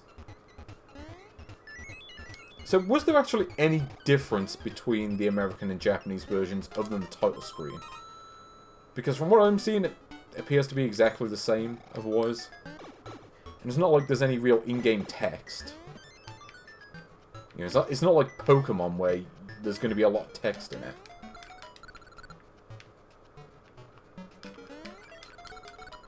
Yeah, I was going to say, again, it looks the same to me. And having played through the original. Yeah, you can't go through there, I don't think. Doesn't look like it.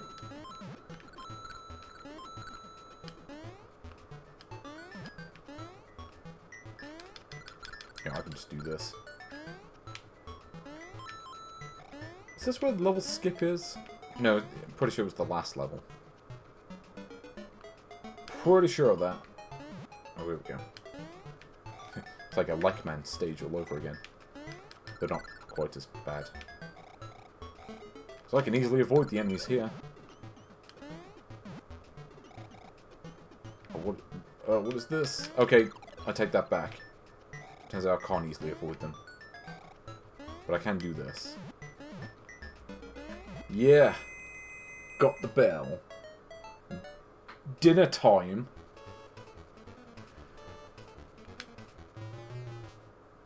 Okay.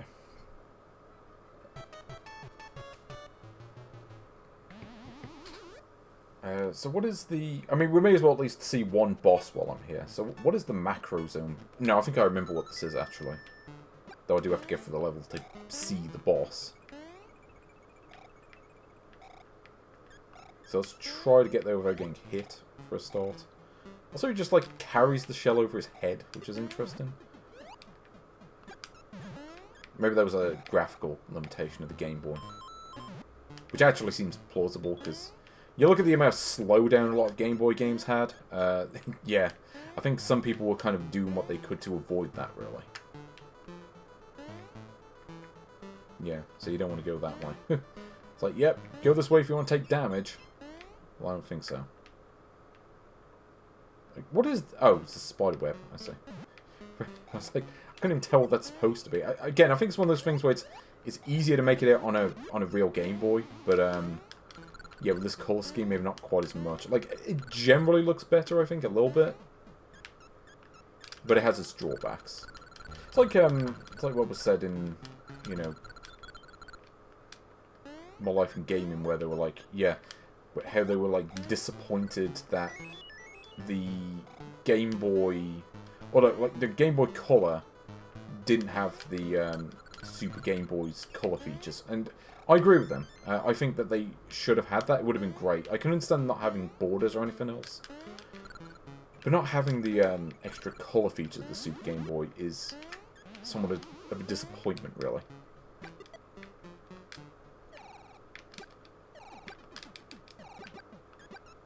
Yeah, I was trying to do the Super Mario World thing. Okay, we're just going to go to the boss. I'm not really too fussed about coins at this point. I don't at least see a boss fight. So I'm worried about these things.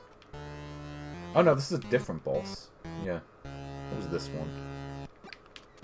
Yeah, this is the giant rat boss. They're like DuckTales. Oh. Yeah. Well, actually, no, it's less like that, actually. It's a bit more like the... Is it Morton from Mario World? Yeah, I don't remember the strategy.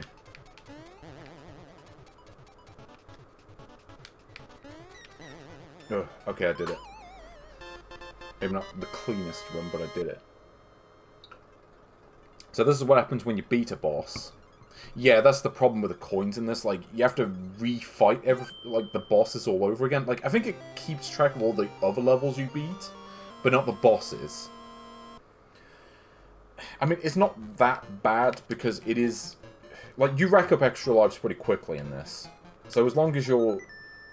You know, it's that kind of thing. As long as you're not dying constantly, you're generally not too much at risk of that.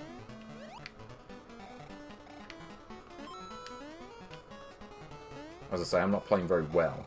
And, yeah, I've still got plenty of lives left. Well, yeah, I mean, the game itself really is not difficult. You know, maybe it takes a little bit of practice on some levels to really, yeah, get the... to, yeah, be able to beat them easily enough. Like, you might need to practice certain levels a little bit, but, yeah, they give you a lot of lives to do it, you know.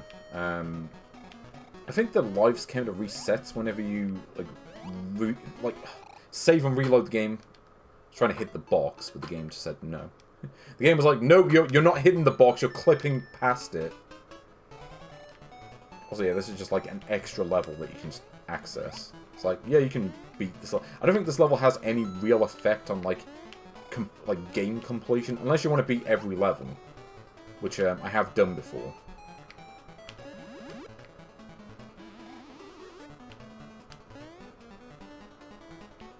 But hey, at least we get a reprise of the main Mario Land 2 theme.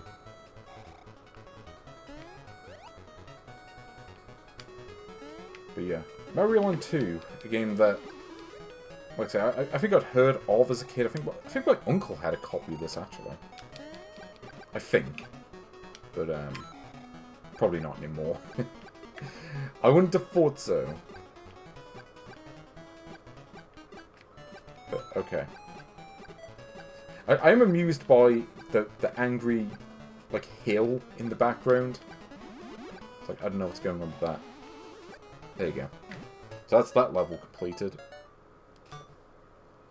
Okay, so let's go to the tree zone. See what that's about. Yeah, like even the level names are in English. Ooh, what was going on here?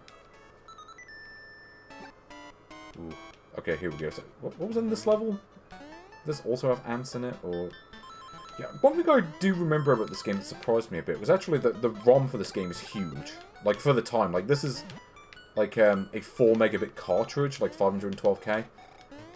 For a Game Boy game. And most Game Boy games didn't really exceed 1 megabit. At least at that time. I mean, yeah, Pokemon, of course, is bigger. But it was also a late-era game. That game came out, like, 4 years after this. So, you know, standards were different by then. But yeah, like a lot of the games on Game Boy that, you know, they're small enough to be Game Boy filler titles, whereas this is definitely not. This absolutely is a Game Boy killer title. Though, as we've seen in this series, a lot of the Game Boy killer titles are actually really bad. So it's not like a seal of quality or anything. I mean, if you remember F1 Race from last time, I mean, I'd take most of the filler games over that. Just about all of them, in fact.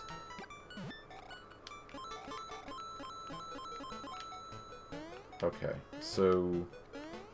Yeah, I guess there's no hidden block here. Nope, no Kozo blocks in this section. No, you just have to not miss the jump. Oh, okay, let's not get killed by this thing. Damaged. Wonder if they got ideas for Pokemon from this game. So you got the frog thing that does that.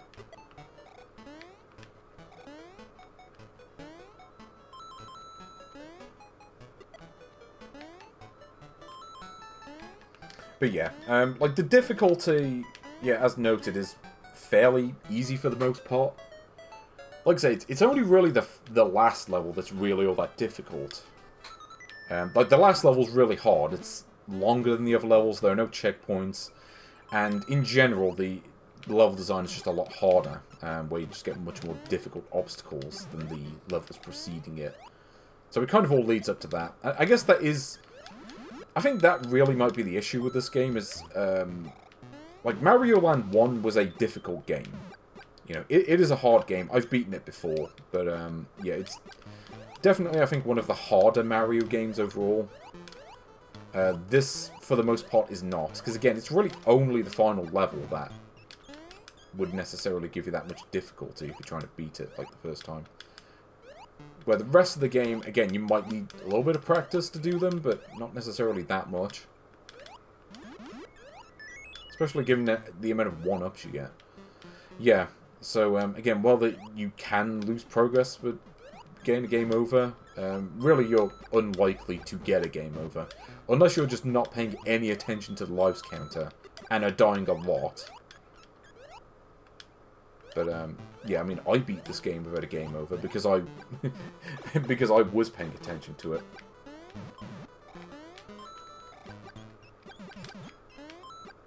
But, yeah. I mean, I guess Mario Land 1, yeah, the level of challenge was higher. You know, it started off fairly easy, but the difficulty ramped up fairly quickly. And, yeah, certainly the last couple of worlds are quite difficult. Also, I'm not sure how you meant to jump past that bit properly. I never quite understood the physics for it. Okay, let's get this at least. Make this part trivial.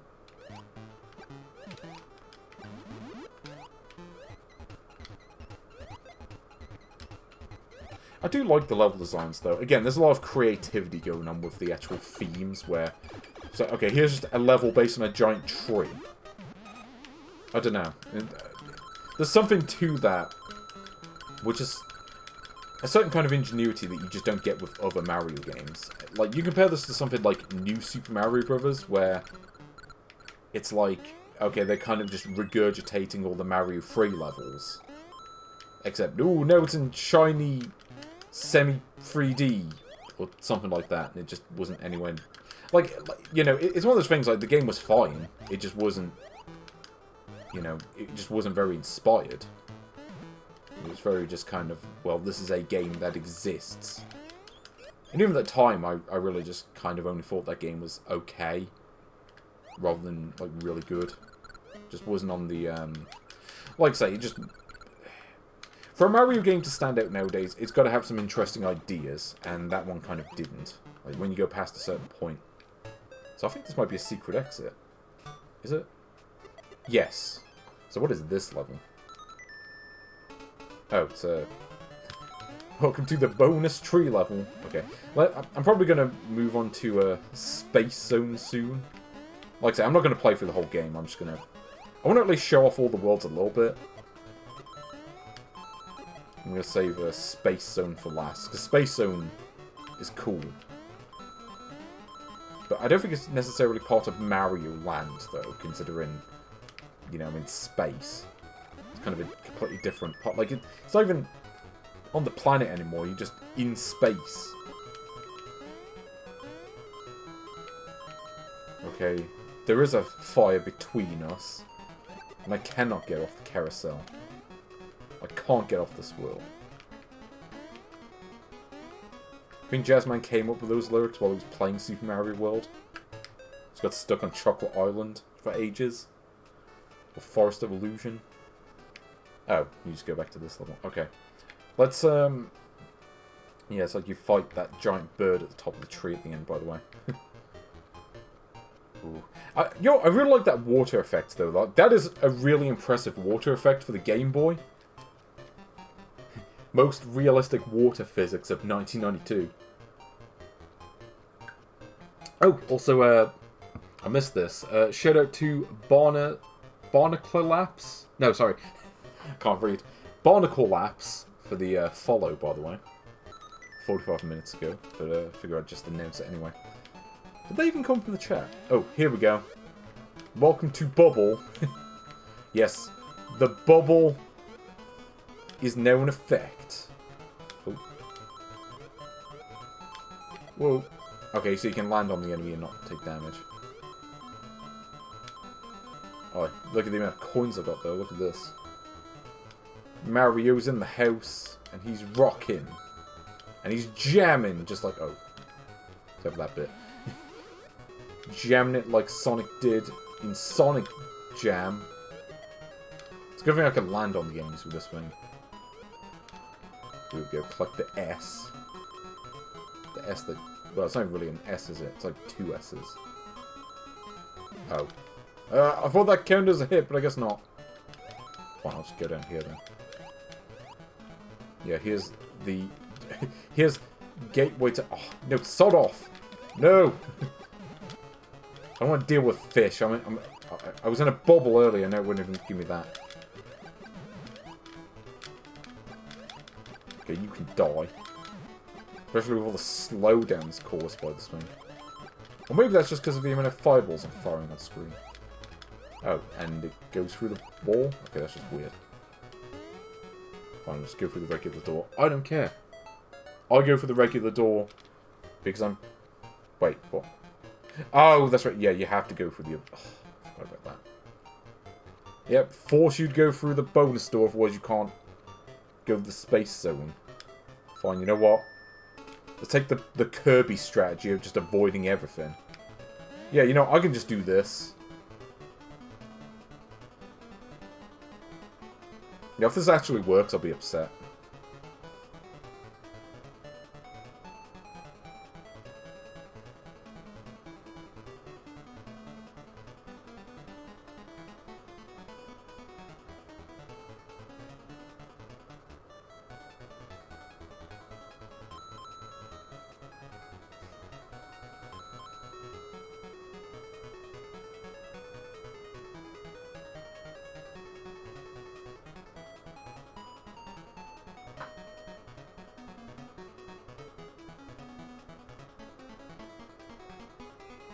Yep, that's how you do it.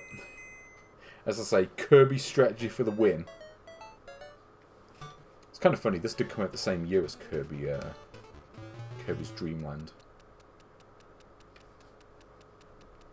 Yeah, that's a strategy for this bonus level, by the way. Just pick the one on the left and you're less likely to get the mushroom at the end, I think. Here we go. In the space zone. With the crescent moon. Okay. Yeah, here we go. Change up to the physics.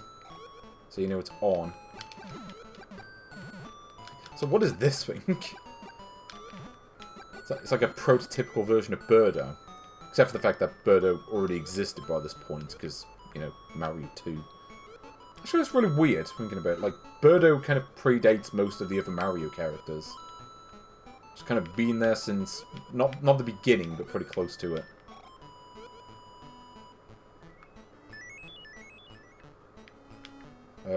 That might be a problem. Yeah, see, Mario don't need rockets. Except when he's in space, maybe. Because how is he going to get back to Mario Land? Yeah, I don't think we're in Mario Land anymore. I don't know how you make that jump. But yes, it's the space remix. I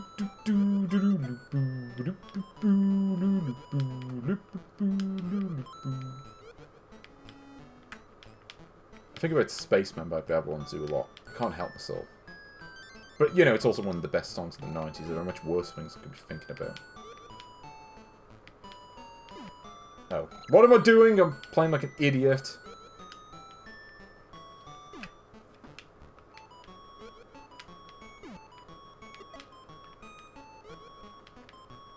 Okay, here we go. Oh, that's right. You can jump on the things. Can I just make this jump normally? Yes. Also, yeah, not having a power up might be a problem here. Well, you know what? Let's do this the easy way. Could do it the hard way, I just don't feel like it.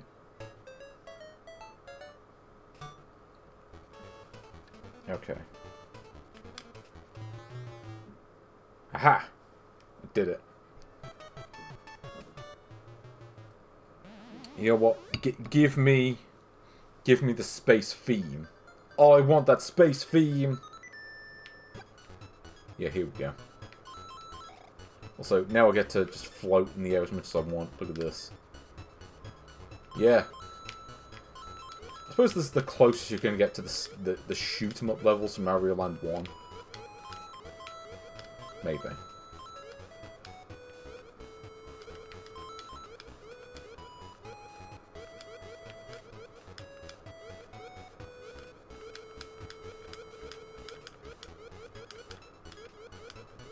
Or no, you know what? It's more like Balloon Trip now that I think about it. Yeah, it's Balloon Fight all over again. Put up with the theme.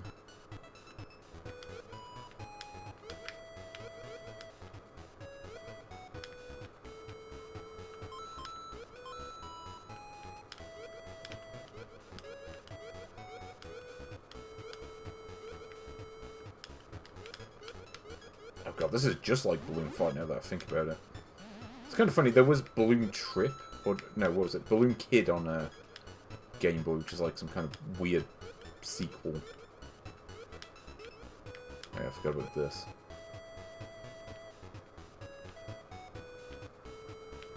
Yeah, I don't particularly need the coins, I just want to get to the end of the level.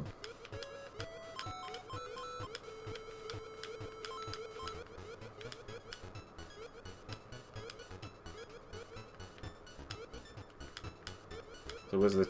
Did I go past the checkpoint? I, like, went the wrong way so I didn't see it. There might be a problem.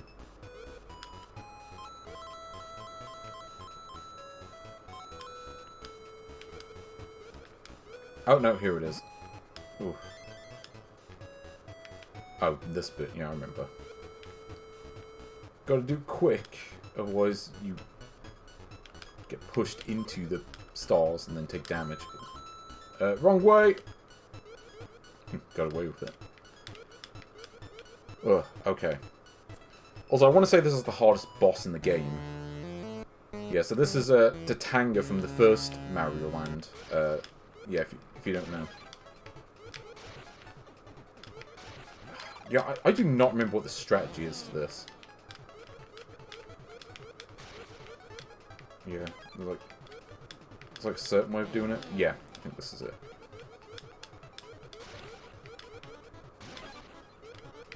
Aha! Tatanga is down! Mario wins. Pretty good. I got the Space Zone complete. Also, yeah, there are only 2 levels in the Space Zone. I don't think there are any secret levels in there either. I like that one of the coins was just, like, in space. Like, he has to go all the way up there to get back into the castle. Also, yeah, you're trying to defeat Wario, by the way. That's the plot. So this was, yeah, the introduction of Wario into the series. Like, because Wario wasn't in Super Mario before this. I'll try this again, just because I feel like it. So, yeah, Wario's debut. It's pretty important. You know, I'm glad that Wario is, you know, in this. Yeah. There was a 3rd level. I forgot about that. Okay. I don't think there's a whole lot more need to show. I mean, like I say, the only thing you're really missing is a few levels, and, like, the final level is really hard, but you're probably familiar with this game already if you're watching this series. So, let's rank it. Let's see, how does this game rank among other games on this list? Well, let's see. Is it better than Mega Man 4? I mean, Mega Man 4 is definitely more of a challenge. Like, if I want a more challenging game, that is a better level, but if I want to chill for a bit and just play the levels in this, a bit more freeform, this is a better game for that, and I'd say this is probably more enjoyable. So I'd say it's better than Mega Man 4. Better than the Flintstones. Like, the Flintstones does have Pac-Man and Space Invaders, but it doesn't have the Space Zone theme. It doesn't have a take on Balloon Trip. You know? And yeah, I'd say Super Mario Land 2 comes together a little bit better. A little bit. It's better than Bomb Jack. It's got more going on. You know? Like, Bomb Jack is that one, you know, classic arcade-style gameplay. But it's a little bit insubstantial compared to a Super Mario Land 2. It's better than Netto King of Fighters 97, because again, it doesn't have Terry in it. It's like, you can't not have Terry in your game. It's just, it doesn't work like that. It's better than Tailgater. Is it better than Super Mario Land, though? Well, presentation-wise, it's better in just about every way. Controls better. It's a lot less janky than the first one. Like, the first level, or the first game had a level of jank that isn't present in Mario Land 2. But the first game has a more well-rounded challenge. It's a more difficult game overall. And there is something to that. Like, Mario Land 1 will definitely give you far more of a challenge than Mario 2 for the most part. But Mario Land 2 was the debut of Wario into the series. So I think Mario Land 2 is the better game. But is it better than Pokémon Generation 1?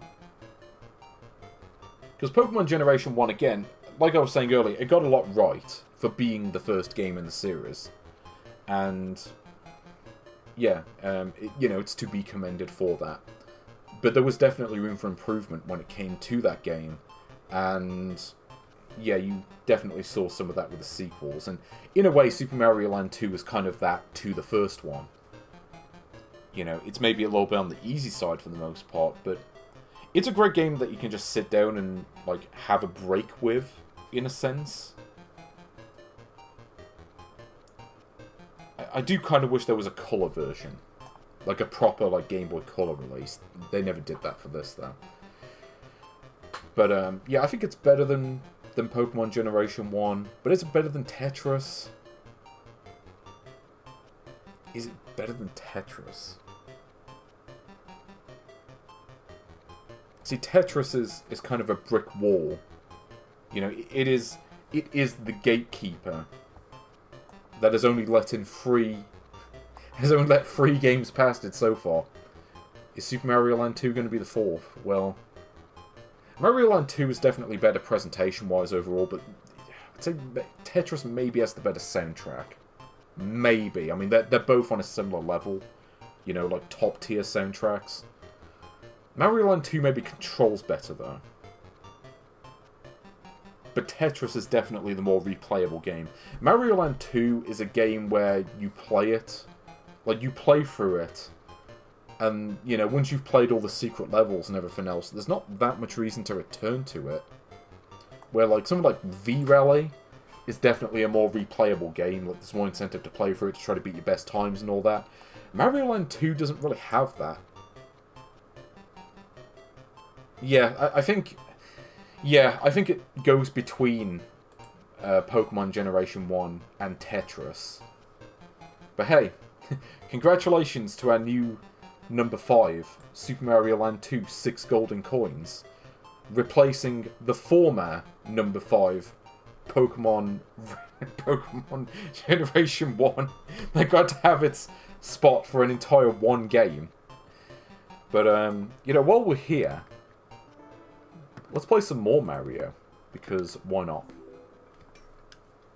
Yeah, that's what happens when you change games, by the way. Yeah, so that was Mario Land 2. Mario Land 1, obviously, we've already done. Mario Land 3, I'm actually going to save for a future stream, because that's one that I want to play a little bit off-stream. Because while I have also played through this game, I haven't done it recently. It's been a little while since I played through it, and I want to refresh myself on it before I go back to this one.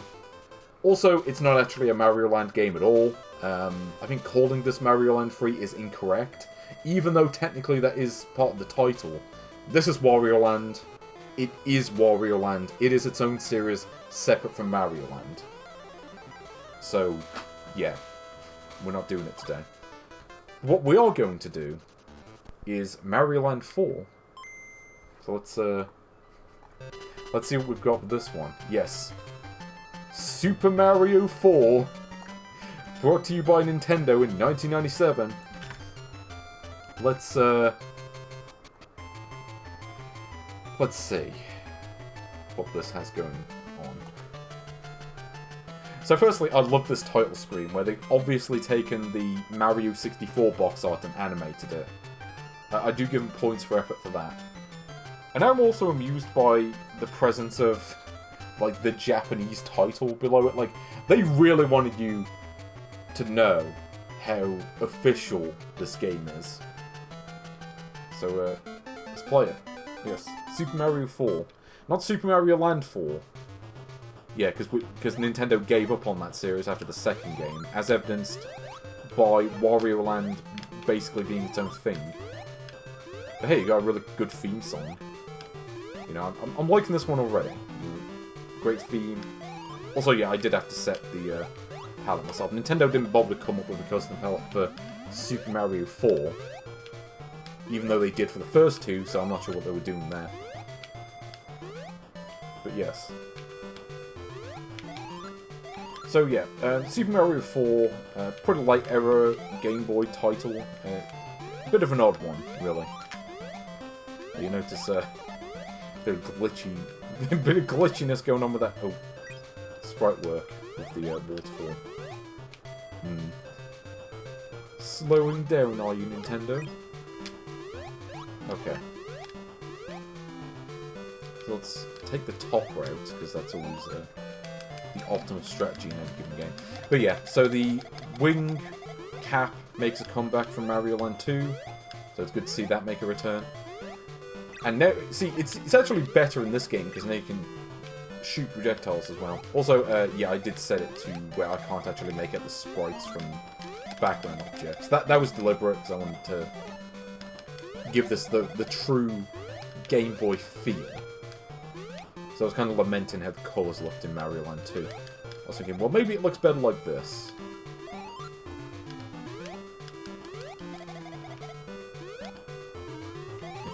So a cool mushroom here, look at this. Yeah, take this, Goomba! Better than you. But, yeah. So, as noted, yeah, so basically this is, as you might have guessed from the fact that it's just called Super Mario 4, yeah, this is not a proper Mario game. This is,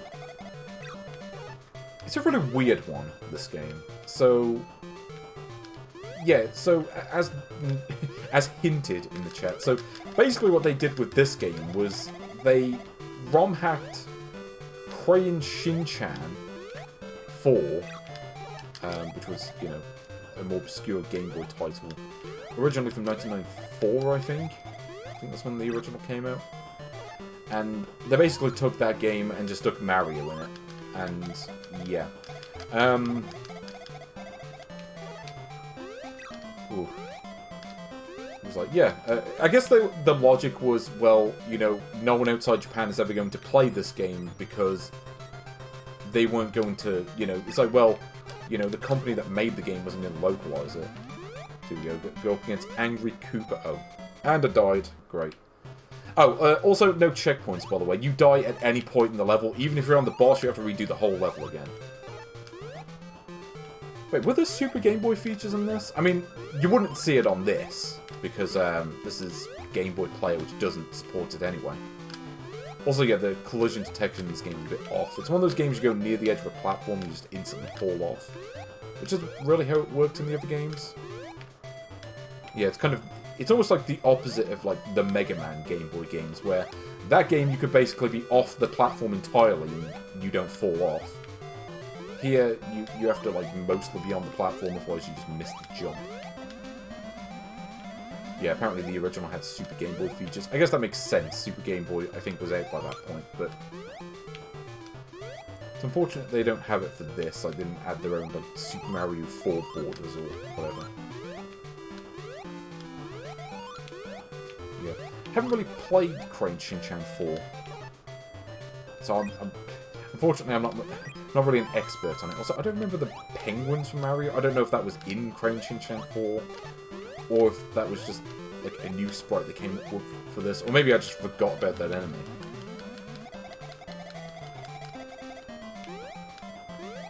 But yeah, anyone who's played this game before may be aware that the level design in this game is not great. Like, there's actually an area in this. I'll point it out. There's actually an area in this first level where you can get soft locked. That's kind of the level we're talking about. Okay, so that time I didn't fall off. That was weird. that time I was almost off the edge of the platform and didn't fall. Oh. Oh no, I can just do this. Never mind. I mean, hey, at least the Goombas look good. I've seen, like... You compare this to, what was it? Super Mario Land 7 or whatever? Where, the Goombas look like they were drawn in, like, oh, in a few seconds. Also, yeah, the, yeah, I guess that works similarly to Super Mario Land 2, to be fair.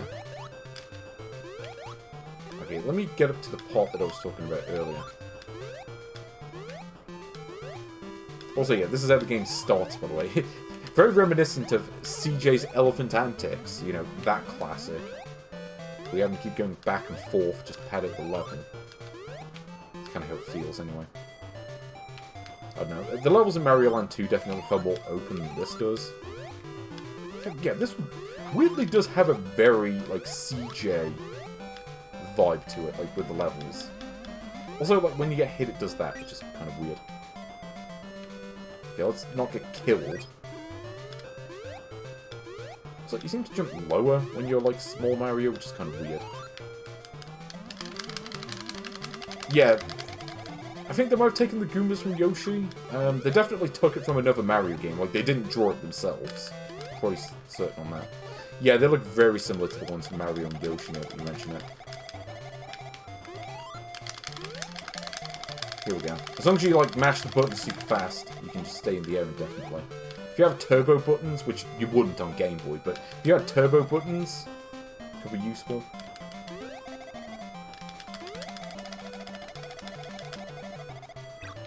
There we go. But, you know, for what it's worth, they did a pretty good job with the graphics. Like, this looks reasonably like a Mario game, for the most part. Like you look at it and go, yeah, this looks like Mario. You know, you're definitely playing as Mario. It's not like Super Mario World 7, where everything just looks very half-assed, and, like, it's obviously still Adventure Island, because they changed so few of the graphics. Yeah, so, power-ups are different in this, of course. Also, it seems like they resized the sprite here. Okay, so here's this, by the way. Okay, so we collect Yoshi. It's like, oh, we collect this thing. And then, oops. Yeah, sometimes this happens. So, you don't want to go into this crevasse. Because if you do, you just get soft-locked by the game. So, I'm actually going to have to reload this because there's no timer. You know, let's try a different colour palette, see if that makes it look better. Yep, gotta get the soft lock in there. So yeah, you can tell the sprites apart from the background now. I mean, I'll give him full marks with the title screen though. Okay, let's at least try to beat the first level. Because I have done it before, and I want to show you what happens on level 2, if I can. Because that might be a bit important. Yeah, decided to change the colour scheme a bit, so I think this looks a little bit better. Having that slight distinction between foreground and background. You know, to be fair, the music is at least really good. I can't fault the game for that. Though, of course, the music is just straight up reused from the original game. So it's not like an original song or anything like that. And I keep doing that because I'm a fool. Yeah, so whatever power-up is on the bottom of the screen, that basically counts as an extra hit. You know, just like Mario, to be fair. I mean, the game is very Mario-like in how it plays. I can understand why they chose the game to hack that they did. Again, it makes more sense than, like, the Adventure Island hack that I played.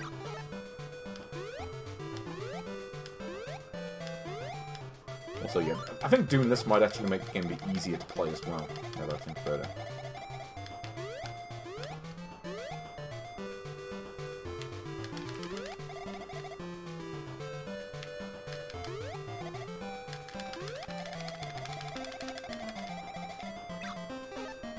So the important thing is, just don't get hit, and I'll be fine.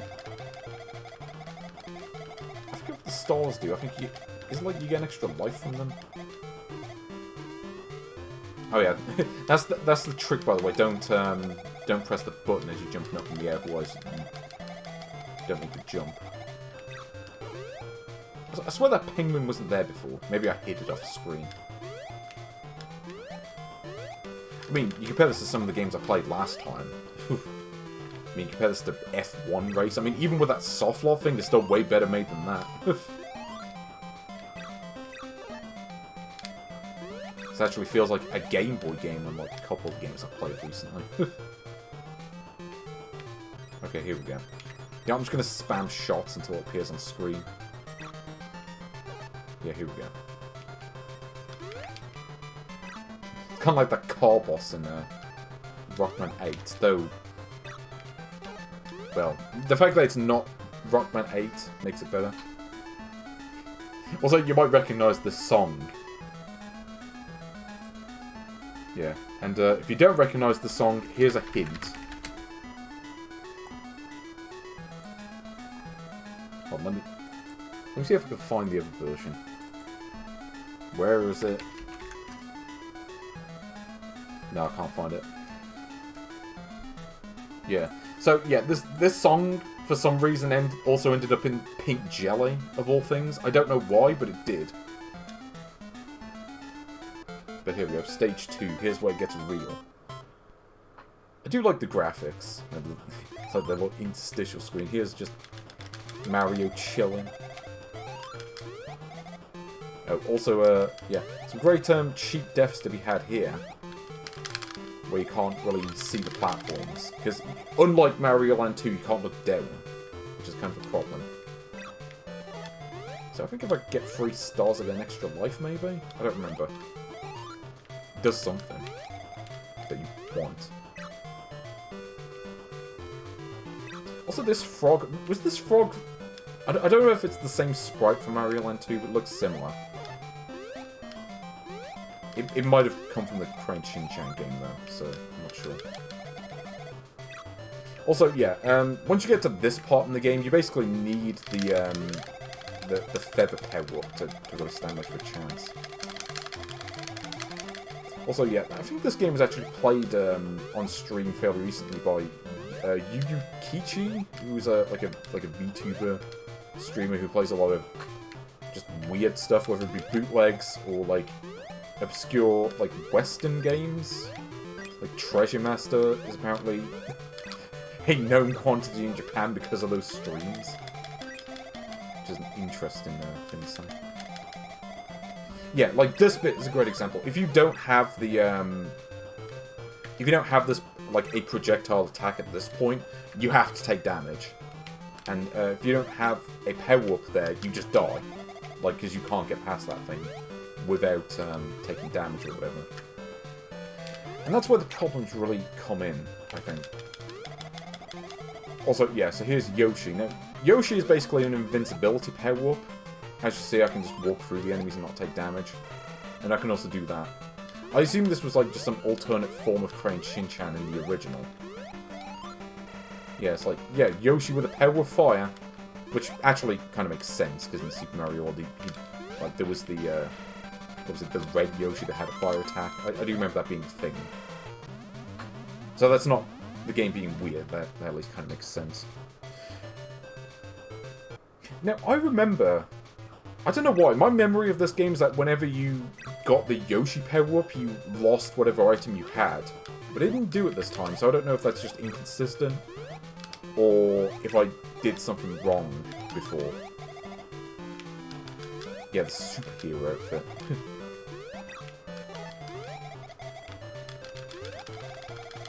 That was good to know.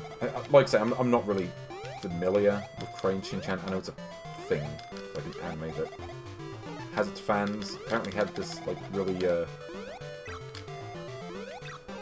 NSFW localization for other markets. Apparently it was like a kid's show in Japan, but when it got distributed to other markets or localized or whatever, yeah, they made it a bit less safe for work. Like, was it like the English dub and like the German dub, I think? I don't know. Yeah. So, like there, like you can't look down. So, if you don't know where the platforms are the first time, you're likely just going to take a cheap death from not knowing where the platforms are. Which is not good. I mean, that really is the issue with this game, is that the level designs are kind of bad. Where, you know, it's like you saw earlier, that bit in the first level where you get soft-locked.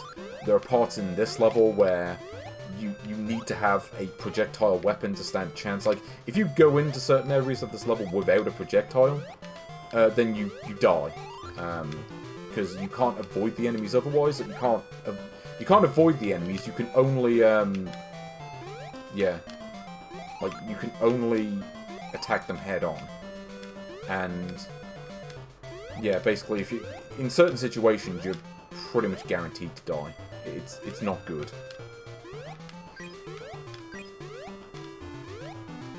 I don't know if Yu Kichi ever beat this game. I'm pretty sure they got to level 3 at least. I seem to recall this game, yeah, this game is short.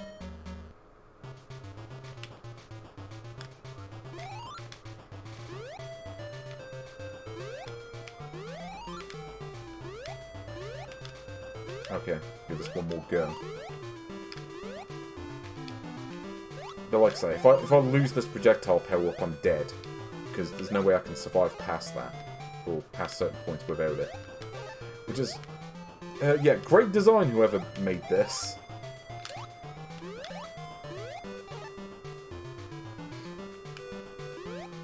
Okay. Also, you can kind of jump through the platforms, which is good, because otherwise this part would be almost impossible. Like, if you didn't have the flying power-up, yeah, you wouldn't be able to do that bit.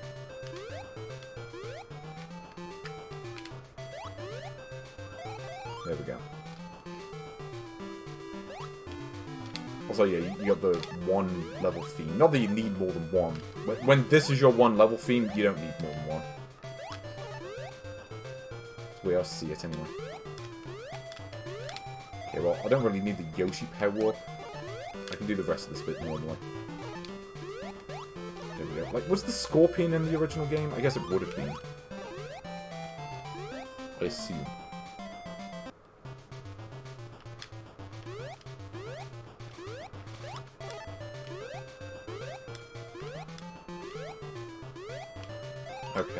I should also note, by the way, so I'm not going to be here next week.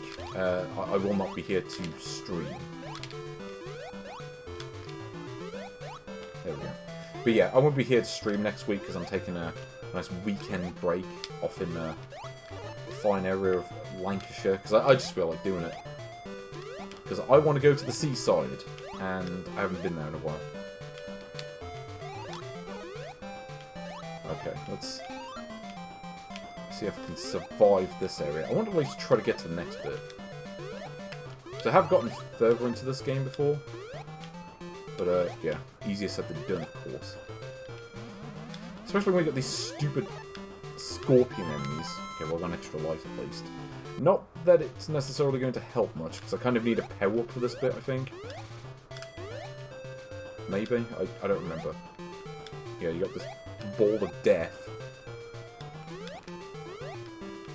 Yeah, so here we go. So, it's like I say, like, if you don't have a projectile attack at that point, you have to take damage. Like, that's kind of the level we're at with this game. Where it's like, oh, well, you didn't get the power-up, so now you're just dead. Power-up over... Right, I can't even backtrack. Thank you! Also, yeah, no way to know there's no platform there as well. Like I say, the level design in this is bad. Again, mostly just because you often can't see where certain platforms are, but yeah, it's the kind of thing where it really just doesn't feel like it was tested at all.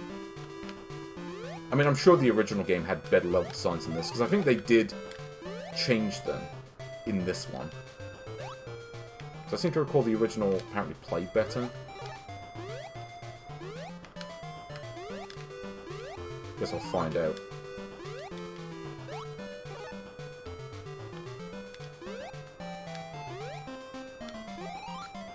Okay, get into the rhythm. There we go. Walk around rhythm, and it won't retract the worm. There we go.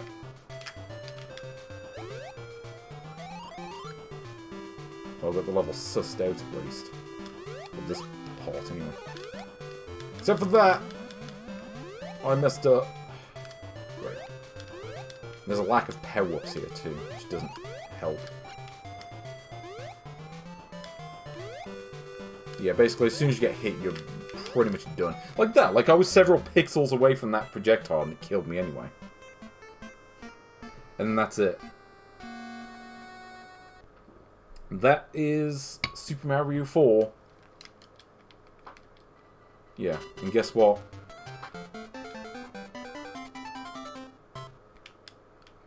Yep, gotta do that all over again. I don't think so. I'll leave the music running though. So, yeah, Super Mario 4. I mean, where does it go on this list? I mean, the music definitely gives it points. But let's compare this to... That's a good comparison points. I mean, it reminds me a bit of Mario and Yoshi, I guess. Is it better than Mario and Yoshi? You know, let's go to Castlevania The Adventure, because that was another platformer that wasn't very good. Castlevania The Adventure, I want to say had better music a little bit. But it was also very slow. I don't know, there was more slowdown. And it kind of had that same issue where it's like, if you get hit at any point, you lose your power-ups, but... Yeah, the level design in Mario Land 4, Super Mario 4, is definitely worse than it is in this game.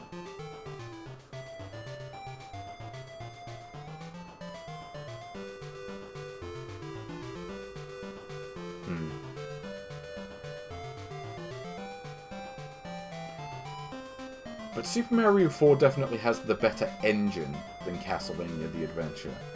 Like, the engine in Castlevania The Adventure, again, it needed a lot of work. There was too much slowdown, controls were too slow. It had problems. You know, if I had to play through one of these, I think I would rather suffer through Super Mario 4's bollocks level design.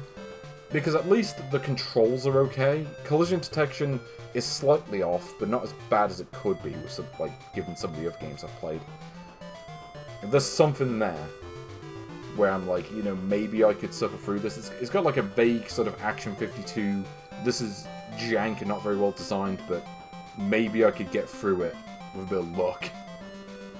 I mean, not nearly as broken as Action 52, of course. But yeah, I think I'd play this over Castlevania The Adventure. It's better than Paradise. It's a more interesting game than that. It's definitely better than the Snoopy game.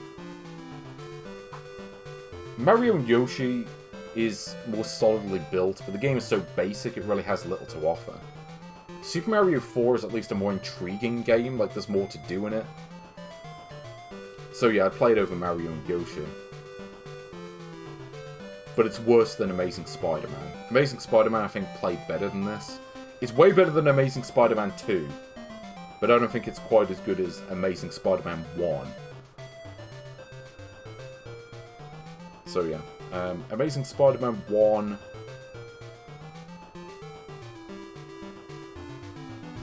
Yeah, it's worse than that. Is it better than Game of Harmony? Game of Harmony was kind of annoying. But it was also just kind of like, you know, it's a score attack game. Super Mario 4, sorry, is a game that... It's there for you to beat it. Like, there's no score system or anything like that. It's just, can you beat all the levels of this? There's something of intrigue to it. Yeah, and as noted, I mean, this game is kind of buggy.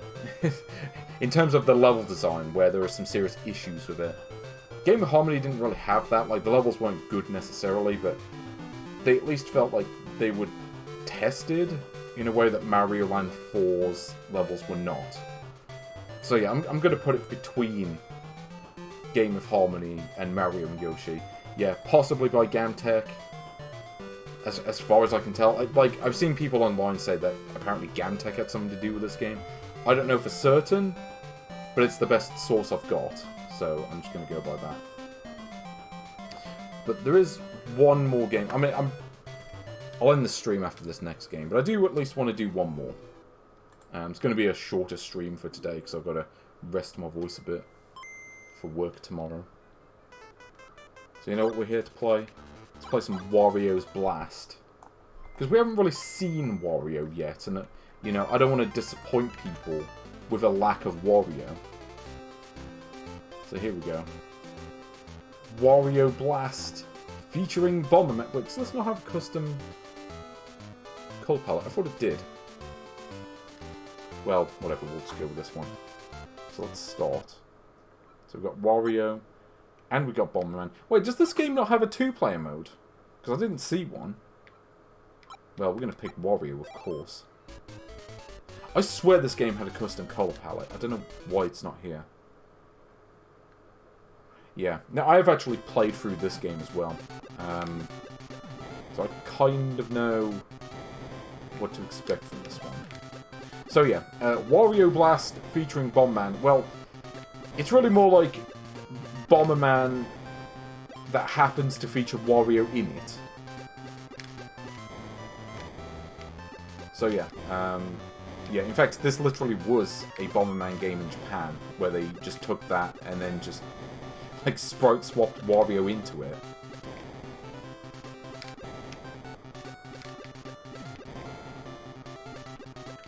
There we go. Also, yeah, so as you can see, pretty standard Bomberman game, really. So you fight one Bomberman, then you fight two, then you fight three at the same time, and then you have to fight a boss, and then you just repeat that 8 times, and then there you go. That is Wario Blast featuring Bomberman. Oh, it has okay, so it does have a 4-player mode at least. Okay, I was kind of getting worried there. It's like, well, it's a Bomberman game. It has to have multiplayer of some kind. Oh, great. Yeah, thanks. Now I can't even light any bombs. Also note that one of the enemies, like, killed themselves before I even got a chance to touch them. Yeah, the AI in this needed work, I think. Yeah, and like I said, yeah, like there, the AI just got themselves killed. Like, that's kind of the problem with this game. Like, the AI is really bad, basically. So, yeah, that's kind of what it comes down to. Is, as I say, the AI is... Oh, sorry, no, you have to win 2 rounds against one enemy and then you fight two. Yeah. So like I said, the AI in this is really bad. They will often get themselves killed before you can get a chance to really do much. So often you don't even really get to fight them, it's just, you know... It's like you just win by default.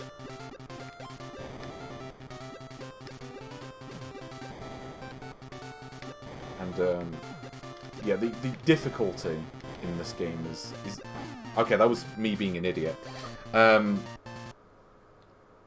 Yeah, that was me not paying attention. It's okay, I can redeem myself. As I say, the AI often gets themselves killed anyway. Apparently I'm just as bad as the AI is. You know, the password for finding a boss. Like I say, I have played through this game before. And, yeah, I've got thoughts on this game. There we go.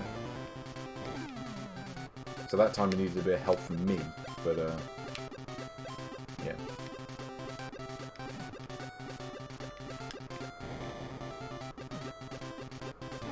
Oh. The photo finish. It's like, no, we're not even going to count this one as anything. Okay. Let's see if I can get past this first bit.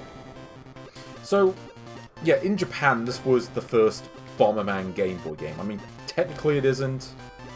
There was another game before this called Atomic Punk, I think. And this was, I guess, the one that came after that. Yeah, like you see there, like the AI just kind of walks back and forth and just lets themselves get killed. That's kind of how this game ends up working a lot of the time. So you can just plant a bomb, and then it's like, oh, the AI just walks into it. Okay. But, you know, presentation's pretty good. I definitely remember this game having a custom Super Game, like, Game Boy Color palette, and it's just not showing it on here for some reason. Don't know what's going on with that. Yeah, but, like, you notice that AI just got themselves killed. Like, I didn't even have to do anything that time. Like, you just sit around for long enough, the AI will just kind of gift you the win.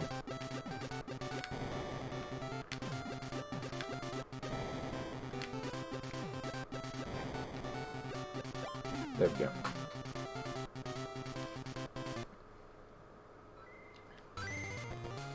There we go. I win again. But yeah, there were more Bomberman sequels on the Game Boy that came after this, and I want to say those games were generally better. Like, the AI was a bit better programmed, and yeah. It was more refined, let's say. And I want to say there were more features as well. But, yeah, again, like, the AI literally just got themselves killed.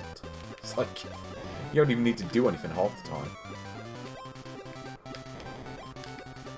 And then sometimes you just get this, like... See, this is just annoying, where it's like, oh, you just can't lay any bombs for 10 seconds, because we just decided that. There we go. But I don't know. Like, this is probably a good game in multiplayer. But the single-player mode... Like I say, it's missing something. Like, it's reminiscent of the battle mode in other Bomberman games, but it just doesn't quite work. Because, I mean, yeah, I was playing a bit like an idiot earlier, but... Yeah, it's that kind of thing where it's like, okay, well...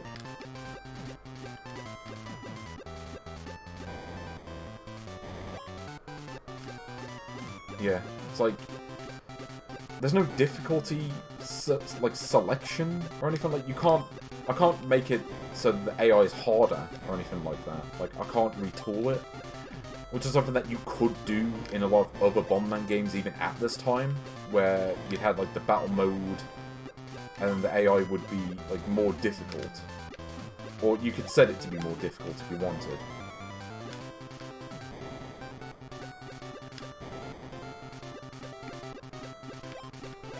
Whereas in this game, like, the enemies are kind of permanently on easy mode, and It's the problem with... Oh. I say that and I get killed like a div. But okay. Yeah. I mean, I guess they're probably at the right level for me. But, no, playing this, I am kind of missing the PlayStation games. Because the PlayStation Bomberman games are really good.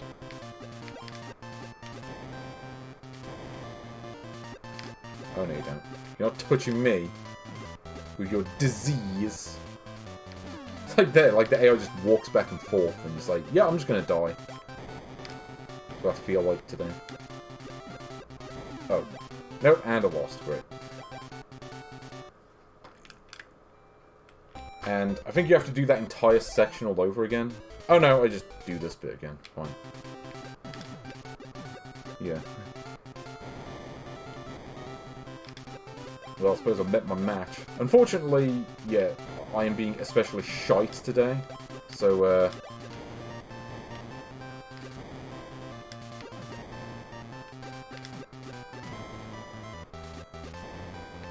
there we go. Yeah, I'm beating this level now. I don't care. Yeah, I have to prove I'm not the worst Bomberman player in the universe. These enemies are. So no. Playing like Gary Barlow on like Games Master Challenge where he just kind of sits there and gets himself killed at the beginning. That's how I'm playing right now.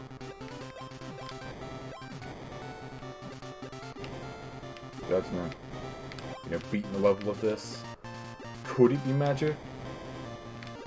Question I don't have the answer to yet. It would help if I had any, like, fire power-ups at all. Great, now I have to sit here.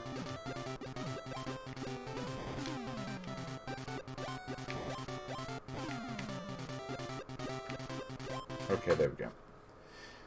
Yes, so that's what happens when I actually play normally. There we go. So here's the boss. So like I say, the difficulty in this game is kind of all over the place.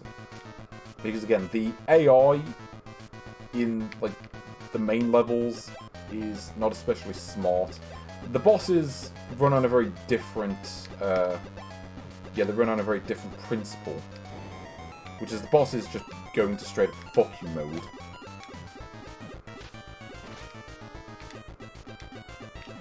Where it's basically, yeah. God, pray you keep landing those hits. Yeah, I mean the first boss is pretty easy, but they do get a lot harder as you go through. Like I did play through this game once, and I think I was stuck on the final boss for like half an hour.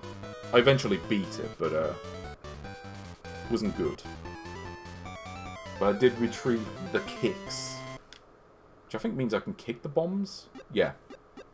So I like this, at least they show you what you can do. So there is something to that. There we go. The warp holes. Yeah, so they do vary up the levels, to be fair, so at least they've got that going for it. But it does make me miss just having just a standard battle mode where you can change the difficulty more. Like, you can fine-tune it more. I think that's the main thing that this game lacks, is any degree of fine-tuning.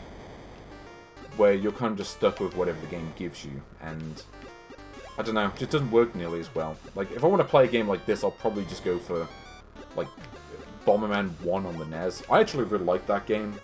This one, I don't know. It's okay. But it's no Bomberman World on PlayStation, let's say that. Now that is a classic game. And I do actually have another Bomberman game that we will eventually see in the series.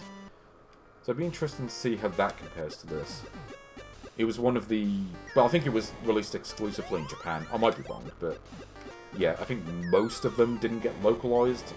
So this one obviously got localized with Wario added to it. But other than that, it's kind of the same game, really.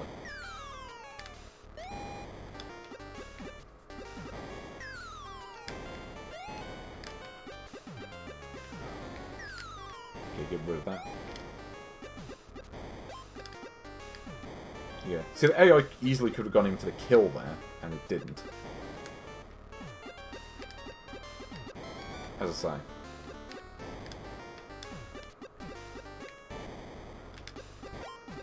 Also, I don't have a single, like, fire power-up, which is great. They're just hiding all of them.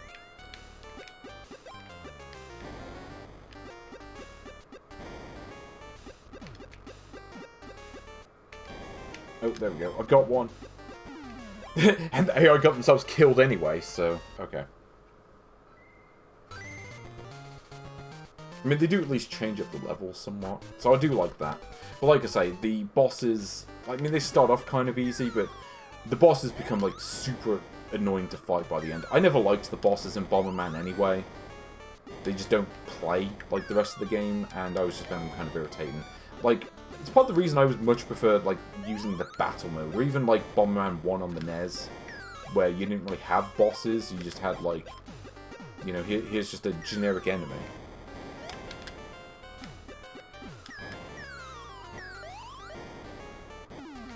So we go, Wario, up to no good.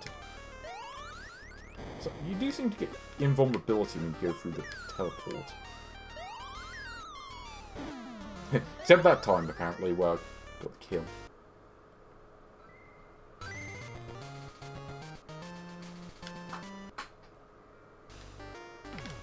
Okay. Well, there are more teleports I can't see. That's the question. And the answer is, I don't know. So I can't be bothered to look. Effort, who needs it? Not anyone who uses ChatGPT! That's my take for the day.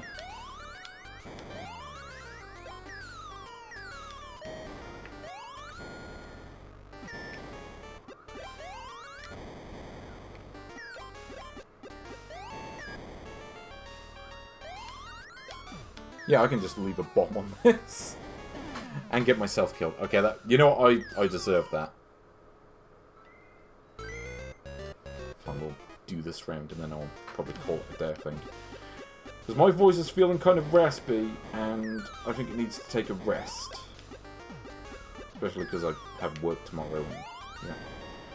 Bit of a shorter stream today, but, you know, when you play the big games, you know, it's got to be done.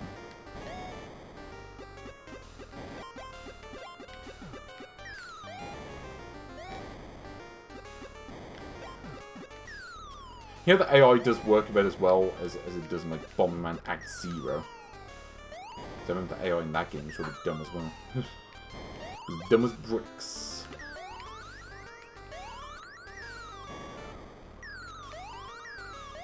Oh. Yep, got that invulnerability. Not for that, I would have died. Also noticed that I went to the explosion where I didn't die.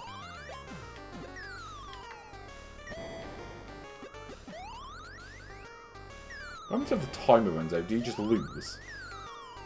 Or does it do that thing where it sends out a bunch of enemies? I don't know.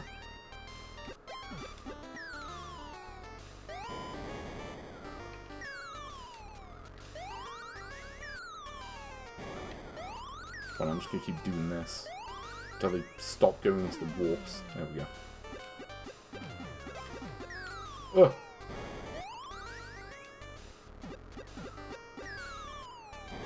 Yes, this is the problem, where, like, yeah, I'm just gonna wait for them to stop going in the warps.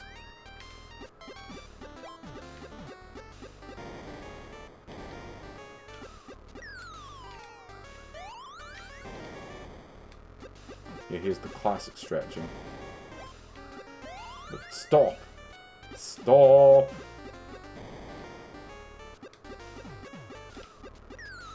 I need to block off the warps entirely. Like, you, no. You shall not pass.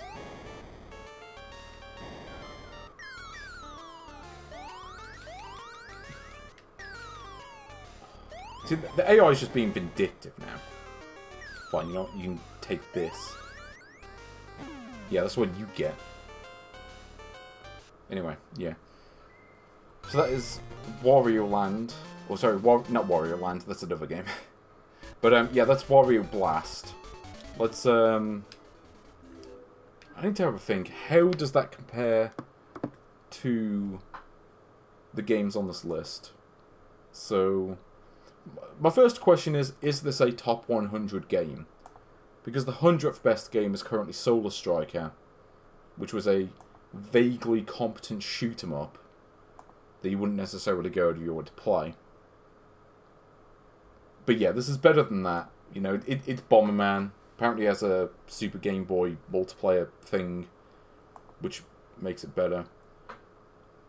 You know, it's got the basics of Bomberman in there, so I think it's better than Solar Striker. It's better than Dragon Slayer 1, because that game I feel was... Yeah, it's like, you lose in that game, and it's like you may as well just reset the whole game. So it's better than that. It's better than Ishido the Way of Stones. Ishido the Way of Stones is okay, but I think this one's got a little bit more going for it. It's got a bit more presentation, certainly. Is it better than Kung Fu Master? I mean, Kung Fu Master was really short. And, I don't know, it was missing something that the original arcade game had.